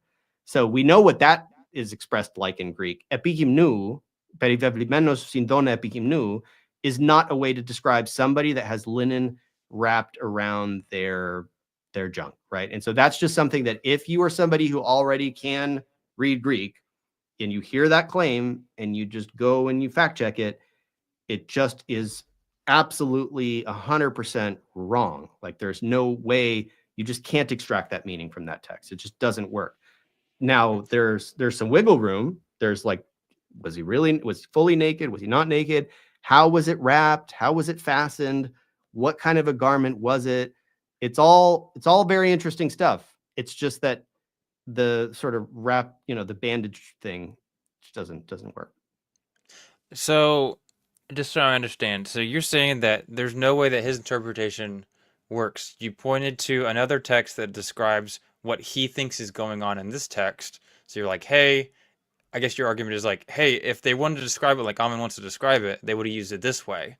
But at the same time, isn't there like multiple ways you can describe something going on in a language? I think what he's insinuating is that epigymnou is an expression that means, in this context at least, that it means around the naked, insert fill in the blank, right? Yep. Around the naked thing, and he knows he's putting that word in there. He's saying that it is the the genitalia of the young man. He's saying it's his genitalia.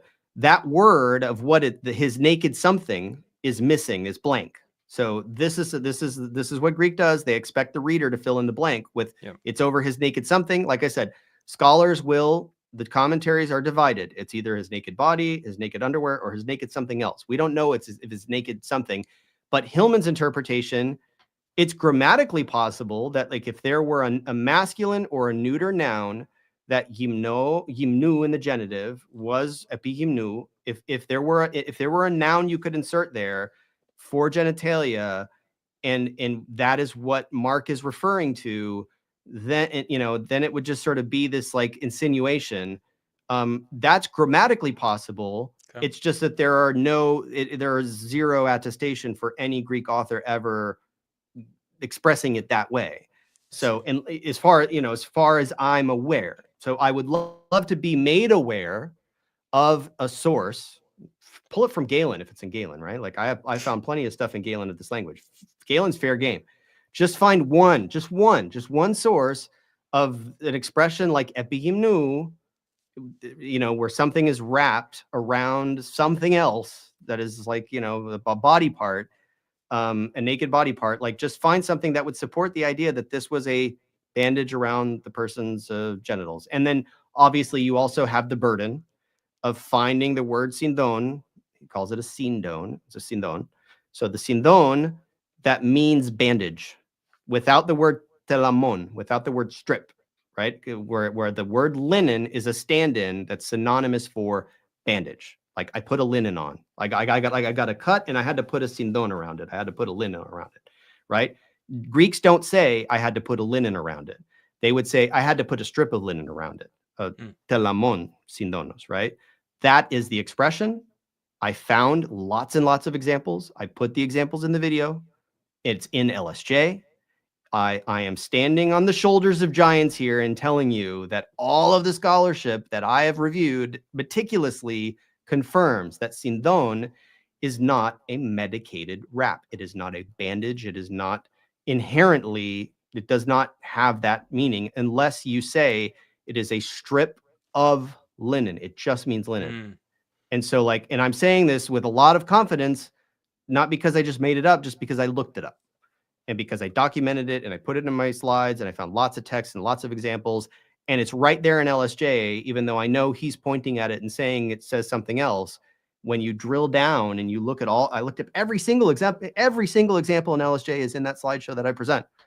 As far as I recall, maybe I omitted one, but I did that work, guys. Like, come on, give me a break. Like give me some credit for looking up those examples. And if you have a problem with it, if you really want it to be a bandage because you believe in your leader and he has a PhD and I don't, then just ask him for the example. Just ask him. Just like give me an example, please. Put it in the comments. Like I'm begging everyone to just give me examples that prove that I'm wrong about this, because I just can't find them. I need help. I need help finding them because I don't think they exist. Yeah. Yeah, a lot of the things you're saying could just be easily debunked if you just give us a source, right? Yeah, it's hard to wanna see prove the a sources. negative. It's hard to prove a negative to say like epihymnou never ever ever means on the genitalia, right? Like it would be, like I said, it would be so easy to just disprove me by finding an example. But I get that, like, not a lot of people, you know, maybe people are starting to learn Greek from him, but they don't have the skills to like type it out in a search query and go onto the TLG. I get it. Like it may sound arrogant for me to be like, go find me an example, right? Like, because it's hard to find examples. It's like hard to do this research. Yeah. I spent a lot of time on it. But it's really the burden's on Hillman. The burden's on Hillman to bring that example. And that's why, I mean, I would love to go into a debate with him and point all this out and bring all of the, show him the TLG that he mistranslated or misinterpreted on Danny Jones of the entry for Sindon. And I hope he watches this, really, like, because this is, I'm going to disclose my plan right now. Show that entry and show every single Greek text that's listed in TLG in every single category supporting every single thing, and just pull it up, whole paragraph, 2 paragraphs if need be, right, in my slides, and just show me where Sindon by itself means a bandage. Just where, just point one, and I'll bring 10 examples where it doesn't, that are tied to the TLG, and you can bring 1 example where it does, and your 1 example will not trump my 10 examples, but at least it will exist. At least you will have something that exists that you can point to, and you can say it means that there. Doesn't necessarily mean that in Mark 14, but at the bare minimum, you need to at least show that there's 1 example that supports your claim, right? Mm-hmm. Yeah. All right. Let's keep going. Explicitly in the Greek, it's even marked in the Greek because it uses the expression epigumnu, which is epi is just a preposition that's able to give you the positioning of something. Okay. So it's literally positioned on his nakedness. No, it's on the part itself. What'd you say? Yeah, I mean, he's saying naked. Gymnos is an adjective. It's a naked something. It's not nakedness. Right, that's not a thing. So anyways, sorry, he's wrong. If it doesn't say he's a mummy or something, right? They want to turn him into a mummy. They're going to take this cloth and wrap him up like a mummy. The word that they use, the word that they use for the linen wrapped around him in Greek it means a medicated bandage. It's a medicated bandage, and they're used all over the place. So for people to mistake this, it's like it doesn't make sense historically. You can either it doesn't make sense historically, Stephen. Follow the fairy tale, or you can follow the facts that are in the documents. Right? So Jesus is out there. Remember, where's Jesus hanging out? He's hanging out with demoniacs, baby, and they're all coming to him, right, for their cures. Right? What was the party he was at in the back room? It said he was on the top level or something. This is what you talked about in the first podcast. He was doing something. Yeah. There were some feet. Did you have any thoughts on this, or should we skip it? No, let's skip the feet watching stuff. Okay.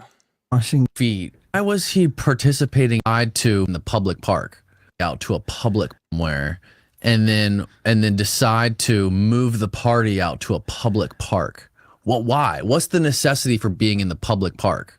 Why not just stay in the shed, in the shack? Yeah, why not? So you don't have any thoughts on this? I watched this whole thing, and I don't remember how he answered this question, but I'm not particularly interested in yeah. Okay. It's an interesting line of questioning. Why is that the new setting? Yeah, I think it's fair. I mean, once again, it just assumes that these texts are just like 21st century historical accounts that are just going play by play of what's happening. Like we're reading a newspaper, like, but they didn't write that like this. Yeah, I mean, he had. Looking at our timestamps, what was the next thing we flagged as worth discussing? I think we kind of got through a lot of it, right? Well, I was hoping to get your thoughts on this whole thing, but if you don't have any, okay, well, what aspect of it do you want my thoughts on? just general. And I mean, you talked about some reasons. I guess his whole interpretation of the passage of the garden and the boy and I mean, we could watch it, or you could just go I off mean, memory. going off memory. I mean, I broke it down with a lot of detail in the Myth Vision video and in one of the slideshow presentations that I did. And my reading of it, like the main anchor of it is that Mark introduces the young man as Neaniskostes, right? So he's some young man or some young person, some youth, who, in my opinion, in verse 51, when he's introduced as some young man, the implication is that this guy just appeared out of nowhere, at least in the narrative framing of it. Whether or not he had been standing around that area already, or whether or not, like I said in the video, that he probably must have come with the crowd, because Mark also says that someone drew a sword, and you know, he uses that east, like he says, and someone and someone. So he doesn't say Peter drew a sword. He doesn't say, you know, somebody that was there already drew a sword. It seems to me, at least in my reading of that, which I could be wrong, is that Judas comes with a crowd that has swords and clubs and weapons. Someone draws a weapon, and then someone following Jesus, you know, gets arrested, right? Like, so I think that there is a sort of narrative pace that Mark is setting up, where he's with Peter, James, and John. He tells them to stand watch. He goes and prays. The thing that confuses me about this whole thing is, like, what I would press, you know, Hillman on, and just to kind of get what he's thinking here is, like, do you think that Mark intends on actually conveying what you're saying? Like, or are you just sort of like reading between the lines of what Mark isn't saying and sort of reconstructing like a historical Jesus here?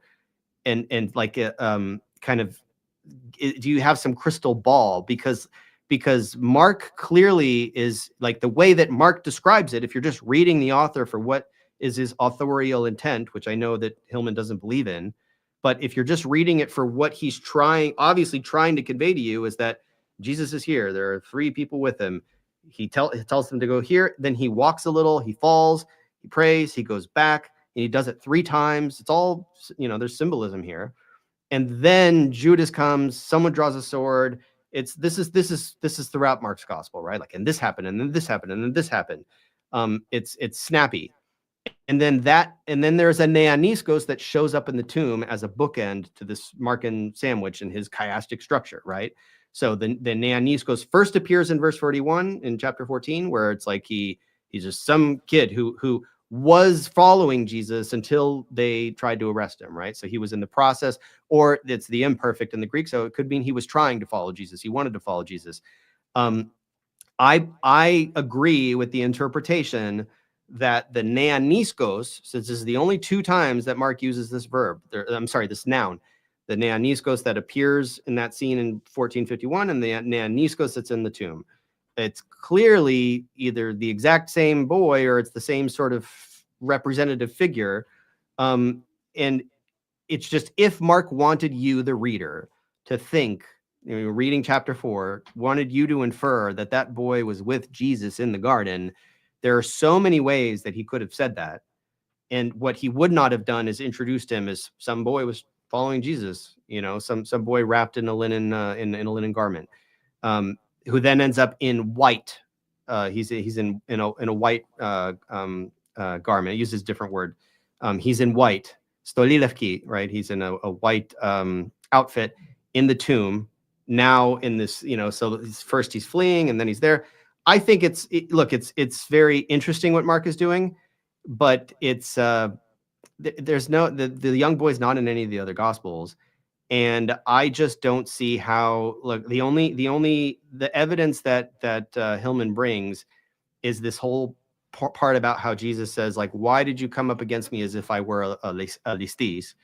And that, again, is something that I've tried to illustrate is very, very clear in the context what Mark means by it. And he believes, like, Hillman's thesis is that a listis or lestes, the way he says it, is a child, is a sex trafficker, a child trafficker, a human trafficker, right? Is a human trafficker by definition. The people crucified next to Jesus were also human traffickers by definition, even though there's another Greek word for that, anthropodistes. And he thinks that the fact that Jesus is saying you came up like as if you were trying to arrest a sex trafficker, that the standard practice would have been to come heavily armed to confront sex traffickers, because sex traffickers were very violent. I don't know. Like, it's just there are holes in this that I would love to poke if I had the opportunity to interact with him, because it doesn't really make sense. And I was accused earlier in a comment. I'm having fun with these comments. I'm using the Bible to interpret the Bible, right? I'm using passages from the Synoptic Gospels and from other places in Mark to show what listis means in those contexts. Like, it's used a lot. It's a super popular word. It's all over Josephus. I didn't even go into Josephus. Like, it's all over the place. So if it were a trafficker, as he says it is in all these places, and he explicitly says it's in Lucian, Alexander the False Prophet, which I also broke down in the Myth Vision video. If it's so clear as he makes it out to be, you should just be able to find an example. You should be able to find a listis, who is just, he's a not somebody who kidnaps, ransoms, pillages the booty, you know, like somebody who robs someone, somebody who murders someone. That's what we find. But I want to find that human trafficker listis. I really do. I really looked. I looked hard. I spent a lot of time on it. If somebody can find it and say, "Hey, look at this example," like, you know, or you overlooked this chapter of Lucian, it was right here. It was right. Your eyes glazed over it. I would again. I'm begging everyone, please give me that example, so that then I can read this whole thing into Mark with fresh eyes and realize that, oh, this is what listis really means. But you know what I did find? I found lots and lots and lots and lots and lots of examples of robbers and bandits and brigands and people who were, you know, robbing and pillaging and murdering and inciting rebellion and all of the things, like everything that the lexicons, the LSJ and the BDAG say about it is true. That's all I've confirmed, is that the lexicographers didn't miss anything, and Hillman didn't open up a portal to reveal some new thing that for 1,000 years the lexicographical tradition just totally omitted, right? Like, it's just, they covered their bases. It's good. It's right there in the dictionary. I don't need to go any further than that. I tried. I failed. You kept saying the word, if I heard you right, listis, but I thought it was lestes. Yeah, and this is another thing. Like, I'm getting a lot of criticism for it. Listis is a Greek word. It has never disappeared from the Greek language. If you read I read my son a bedtime story about Theseus. It's in Greek, right? And so he fights these people that are called liste, right? They're listis is the singular. The plural is liste, or listes in modern Greek. That is the way it is pronounced, even though it's spelled lambda eta with an iota subscript, sigma taf eta sigma, right? So I could get accused of mispronouncing it, but I'm just mispronouncing it the way that like 10 million Greek people mispronounce it, right? Like, that's just the way that over the centuries it started out maybe as lestes, and then became listis. So I am perfectly capable of mimicking a pronunciation that would make it sound more like lestes or lestes, right? I could say lestes just to make everybody more comfortable, because people are obviously uncomfortable with the sound of modern Greek, because it's like the letter eta now sounds like eta in Greece. That's just the way it is.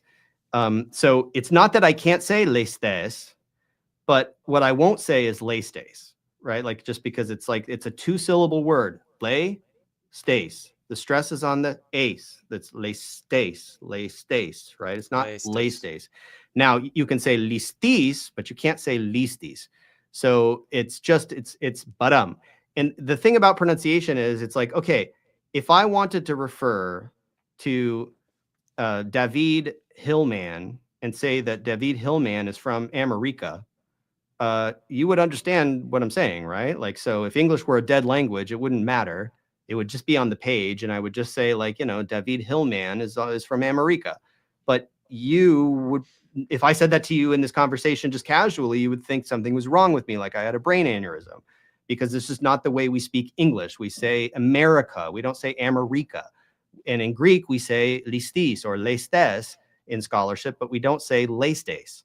So we don't say sindon, and we don't say gumnos, right? We say, there's something about the way that he approaches Greek where, for whatever reason, when there's two syllables and the stress falls on the second one, he really likes to pull it back onto the first syllable. Maybe he likes the Aeolic dialect. The Aeolic dialect of Greek used to do that with recessive accent, like in Sappho. So I get it. I get that picking on his pronunciation is petty. I agree. I don't have any prejudice. I don't care. People can use Erasmian pronunciation. I don't care. But when you're pronouncing epangelia as evangelion and telling people that the ep and the o is interchangeable and that evangelion is another form of evangelion, you are lying and gaslighting, and you are wrong, and you are doing it. You are implementing incorrect pronunciation purposefully to deceive people, right? And so if I call you out on that and I say, well, it's actually epangelia, it's not evangelion, those are like totally different words, and it's not evangelion, which is a word that doesn't exist, I'm sorry, I will not accept the charge of unfairly criticizing someone for his pronunciation just because I use modern Greek pronunciation. Like, that's my thought process here. That's my logic. That's my justification for committing the sin of using the pronunciation that is the standard in Greece. I get it. There is a stigma against it. I have received a lot of criticism about it, and I will not apologize for it. I'm sorry. I'm very unapologetically a Phil Hellene. I speak Greek. I speak modern Greek. I don't speak ancient Greek. I choose to read ancient Greek. It is the literary register of the language for me. But when I when I go to Greece, I talk to people in street Greek, right? Like regular demotiki, standard modern Greek.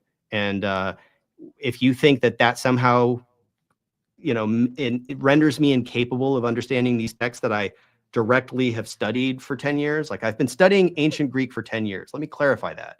This isn't like I studied modern Greek for 10 years and I just picked up a book in ancient Greek, right? Like, I've been doing ancient Greek for 10 years. I've just simultaneously been doing Homeric Greek, classical Greek, Hellenistic Greek, Byzantine Greek, modern Greek, all five, like all of the phases. Like, I focus on all of them. And whenever I take a text that's grounded, that's written, composed in one of those periods, I do not try to, I can try to reconstruct the pronunciation that would have been used in that period to like target that text and sound more like what that author might have sounded like. Just like I can read Harry Potter to my kid at night and, put on a very posh British accent when I read it. It's like I could fake it, but why? Like, I'm American. I'm going to read Harry Potter as if Harry Potter were an American, right? And I'm going to read Plato as if Plato were a modern Greek. Like, it's just natural and easy for me to do. And you pick, like, when you see Hillman bring up a section of Greek and be like, Betty Bebley Manos epigumnu. It's like, if you prefer that kind of sort of grunting through every syllable, very stilted, like I don't know, like I'm sorry. I'm sorry for being dismissive and making fun of somebody who has a PhD. I get it. There are a lot of classicists and there are a lot of scholars that I very much respect for having a deep, who outclass me in Greek 100%, like people that are just rock stars who don't care. I mean, like, look, this is a Greek textbook by Jeremy Duff. I have it next to my desk because I use it to teach Greek. Jeremy Duff does not believe that accents are important, and he does not mark a single accent in this textbook. And he has just decided that it's useless information. And so, and I use this textbook for some of my students, and I actually make them go in and mark the accents because I do think it's important. So I get it. There is a school of thought that disagrees with me on this. And I'm perfectly willing to accept that that is a valid perspective. I humbly disagree. But again, just to wrap this up, if you're pronouncing evangelia as evangelion and pretending that that's a word to prove your point, then I'm going to jump on you for your pronunciation. That's just like, sorry, that's wrong. Yeah, but he's not going to apologize. But for the future, like I would really love it, because everyone now is saying leistes, leistes, and they're saying theosebea, and they're saying sindone. And like when I'm having conversations with people about this and chats and stuff like that, or just in person, I'm hearing it all the time now. It's contagious. So his mispronunciations now have become mainstream because of this platform that he has. And it would be really nice if some people could just fix that. It would just make me feel a little better, but it's not important. I get it. It's not important. We can have like a fund to help Stephen and his feelings towards the mispronunciation. I have a whole section of the video that I had never published that I cut out because enough people convinced me and reasoned with me, like, you can't spend like 20 minutes like bashing on this guy's pronunciation.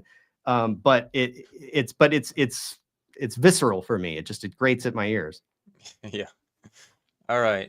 Derek was kind enough to say, what is the wildest thing Ammon Hillman claims the Greek says? Okay. The answer to that is his interpretation of Nonnus. So let me, we had that on the agenda.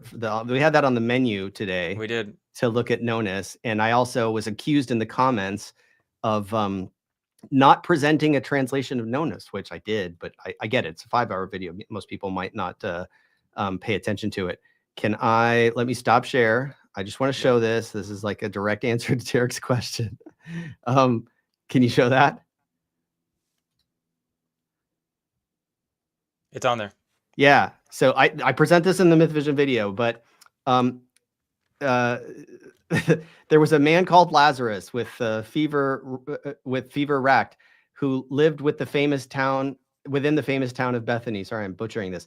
In English, with Martha and Mary. Fair-haired Mary was famous as a hostess as she washed Christ's feet. Now I get that he believes that washing feet means something else, but hear me out here. This is known as paraphrasing John, right? Like, this isn't mysterious. And with her locks wiped clean, both his immortal souls, with a O-L-E-S, souls, right?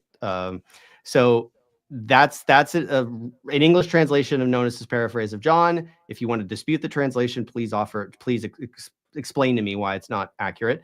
And then Mary taking myrrh, 3 measures of the fragrant liquid known as nard, its dewy drops all brimming over the crystal jar, right? So it's not an alabastron in Nonnus. Massaged his wondrous feet with myrrh spread all over, and sopped up the rich moisture with her wanton hair. And then the next section I have from 19. This is where so the Mary thing. Now I don't know how explicit can I be on this podcast, because I had to be careful on Myth Vision. I don't know how.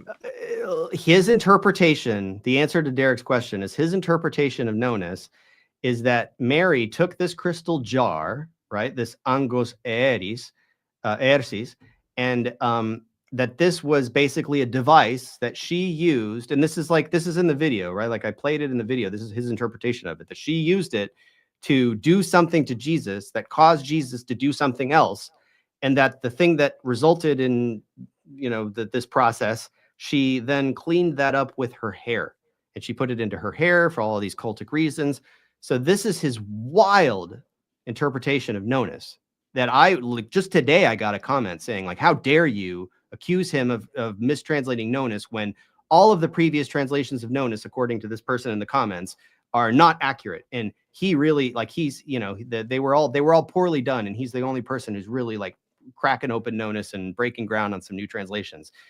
I want somebody to please explain to me. I'm not going to get into the Greek here, but explain to me how you get from the Greek into his version of the English where Mary is performing this act on Jesus that I'm not even going to describe here, right? Like, how do you get it? Where do you get it?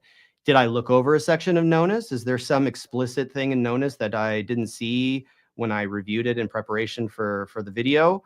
And then in the section where Joseph sipped the milk of faith straight from his sacred lips, from Christ's lips, like basically, clearly, we all understand how language works, right? It's a metaphor. Christ is speaking. We get this whole sort of milk thing in Paul as well, where the milk is actually just sort of like spiritually rich information, right?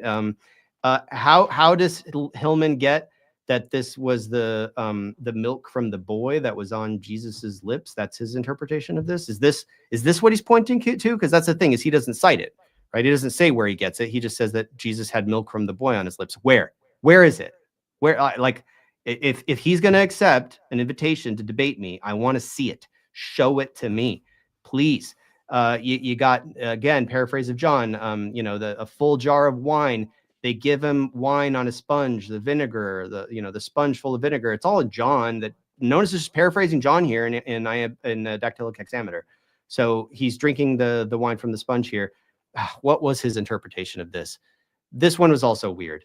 But this is they gave him the antidote. He goes wild with this stuff. But this is that's the answer. The answer is this scene of Nonnus paraphrasing John, where Mary wipes his feet with her hair. If you want to say that is a sort of sexual innuendo, where washing feet is something that refers to something else, where are you getting the alabastron up the butt, right? Like where you get that? Where you get that, dude? I don't see it here. I didn't see it. I looked at Nonnus. Like it's plenty of good translations of Nonnus. Like, what are you talking about? Right. Well, and this comes about, like, so many of these arguments that he has, like, just don't really give any credibility to the ones that everybody cares about. Like, this guy Nonnus could be just like a total pervert and making all these sexual jokes or whatever about Jesus, or misinterpreted the original Greek text, but that doesn't say anything about the Greek text. We have no reason to think this is some type of historical, like, even if Ammon is correct about his translation, even if he was, we have no reason to think that is somehow more accurate than our typical understanding of the text. Well, he's basing it on, this is quite explicitly titled A Paraphrase of John. It's based on John. So there's nothing, Nonnus isn't really bringing anything new to the table other than to take the language of, or the story of John, and put it into dactylic hexameter verse to sound like Homer, because that's what he did. That's what he does in Dionysiaca. It's beautiful. If you can read this in Greek and you can scan the dactylic hexameter, and you can get the rhythm that he's using, where it's like dum da da dum da da dum da da dum da da dum dum. That's what every single line of this poem sounds like. It's great. It's like, it's better than Shakespeare. So if you learn Greek and you learn this stuff, like that's what he's doing here, and it's amazing. It's brilliant. Like why would you take away from the brilliance of what Nonnus is really doing here by insinuating that he is just a completely debased, perverted, like person? Like, it's offensive. It offends me that somebody would even suggest that Nonnus's paraphrase of John has this wild stuff in it, right? Like it's and I'm not a scholar of Nonnus. I'm not a scholar, period, and I'm not super well versed in Nonnus. And to be honest, I didn't look at this until I had to as part of this research.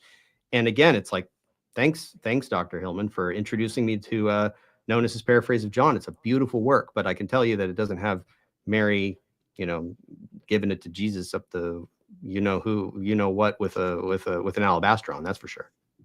And you talked about the Nonnus video in your Myth Vision one, right? Talked about Nonnus and Myth Vision, and he talks about it in the interview with Danny Jones. I don't know if you flagged that, but he also makes these claims about Nonnus and Danny Jones. And this is what I don't understand.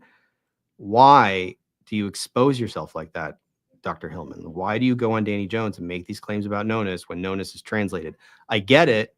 Like, you can do that about some untranslated work of Galen, because there's a lot of untranslated Galen. He's factually correct about that. So you can make lots of claims about stuff that's not translated and hope that people aren't going to dig it up and translate it, because even that one passage that he gave, that was tough. I had to look it up on Internet Archive, like figure out a way. Like I had to, sometimes I was manually typing out the Greek text in my slide from a PDF that I couldn't copy from.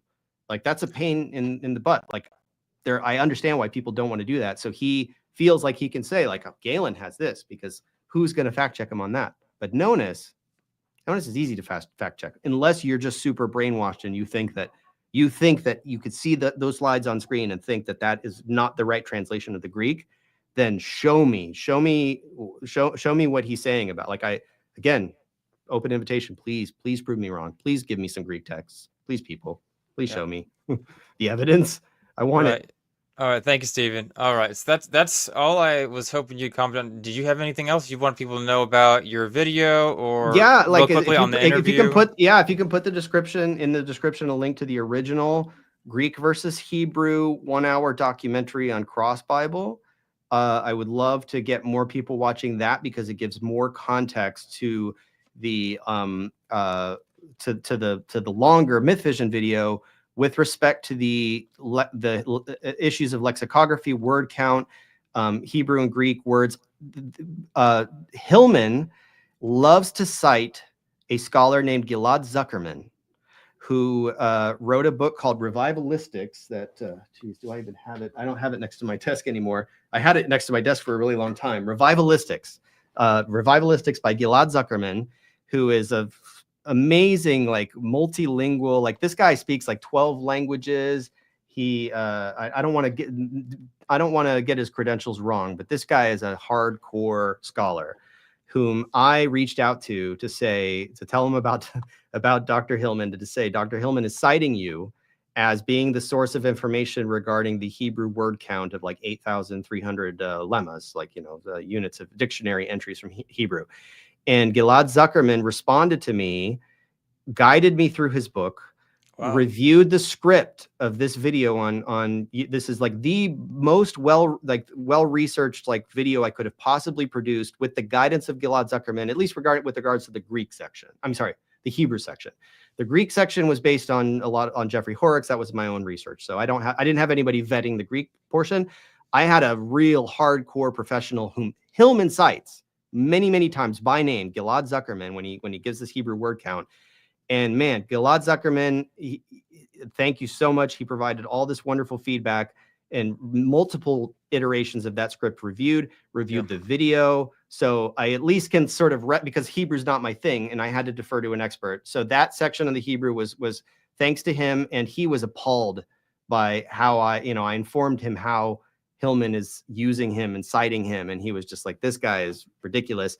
And what Gilad Zuckerman does is he participates actively in language revival of native indigenous languages in Australia that have been lost. And he actually convinced me that based on his actual on the ground field research, that you can revive a language to be spoken by a native population with only like 4,000 core words, like limata, right? You can be a native speaker in a language. Like 4,000 words is enough to sort of just to get by. Yes, the Hebrew has double that. Hebrew has 8,000.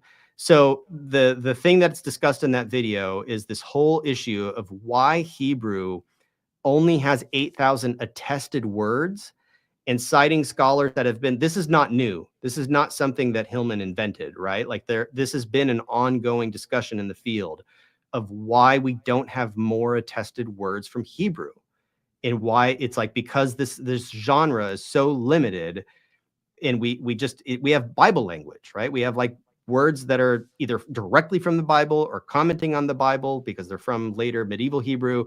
It's a very fascinating topic. It's one that I go into a lot of detail in that video. And so I'm very proud of that video. I think I did make a few mistakes in it. I have a section in the description for corrections, but that's really the work. The video does not mention anything about Hillman. It's not a direct refutation of Hillman. It's just supplementary scholarship. Like, it's very well cited in terms of my sources. Put a lot of work into that. Would love for people to watch that before or after they watch the 5-hour Myth Vision one, just so that they have more context, because I had to cut a lot of it out of the Myth Vision. Like, that was a 5-hour thing. it could have very easily been 6.5 hours if I put everything in it that I wanted to. And so we specifically took an hour of it, and just that's on the Cross Bible official YouTube channel, which you can also view on the crossbible.com website. If you go to the blog section, I have all my videos on my blog on Cross Bible. Register on Cross Bible, please. And if you're registered, you could go to the billing page if you want to support me with a subscription. But just use it to explore the Bible, pull up the Bible in different versions in parallel. I just got the NIV and the NASB. They're up and running as my sort of core English versions, and you can compare those line by line with. I have a collection of 12 different Greek New Testaments. I have Brenton's Septuagint. I'm getting Sweet Septuagint in there. Ralph Hanhart's Septuagint. I got a cool Bible collection that you guys can read on crossbible.com if you like comparing different versions and sharing them on social media. I would love it. That's really, really cool, because someone that looks at like the Septuagint and, you know, all the different texts, it can be really difficult to find a Septuagint translation that's free and that you can compare like that. So that's really cool. And it can be very hard to find. There are some websites let you do it, but it's hard to get the Septuagint lined up against the Hebrew Masoretic text so that the verses align, because the verse numbers are different sometimes, or the chapter numbers are different sometimes. And Cross Bible lets you get the Hebrew, the Greek, the English, or the English translation of the Greek. Like as far as I'm aware, it's the only place on the internet where you can get Brenton's Greek Septuagint, which is based on Codex Vaticanus, and then Brenton's English Septuagint, and then put another version next to it, or pull the Hebrew next to it, and flip the orientation like this, so it's like interlinear, and flip it back and compare them carefully. I really, really wanted that for a long time, and I had to just roll up my sleeves and build it to get it, to make that resource available for the real nerds out there that like to dig deep into this stuff.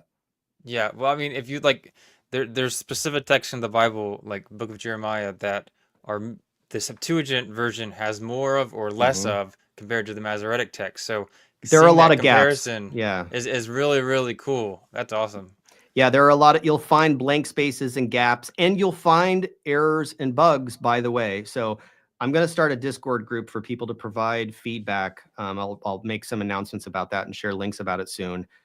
For people that are using Cross Bible to flag bugs and things like that, to say, hey, this verse isn't aligned with this verse, or this verse isn't. I'm breaking up the verses so that they're always on a line, so you can always compare them. Other Bible websites, Bible software, they don't do that. So that's my project.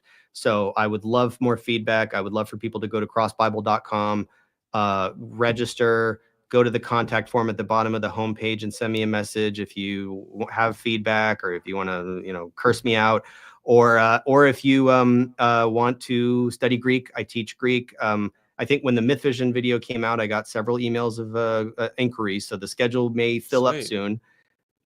But I teach Greek online, classical Greek, Homeric Greek, biblical Greek, modern Greek. I do whatever. I customize the curriculum for whatever the student prefers.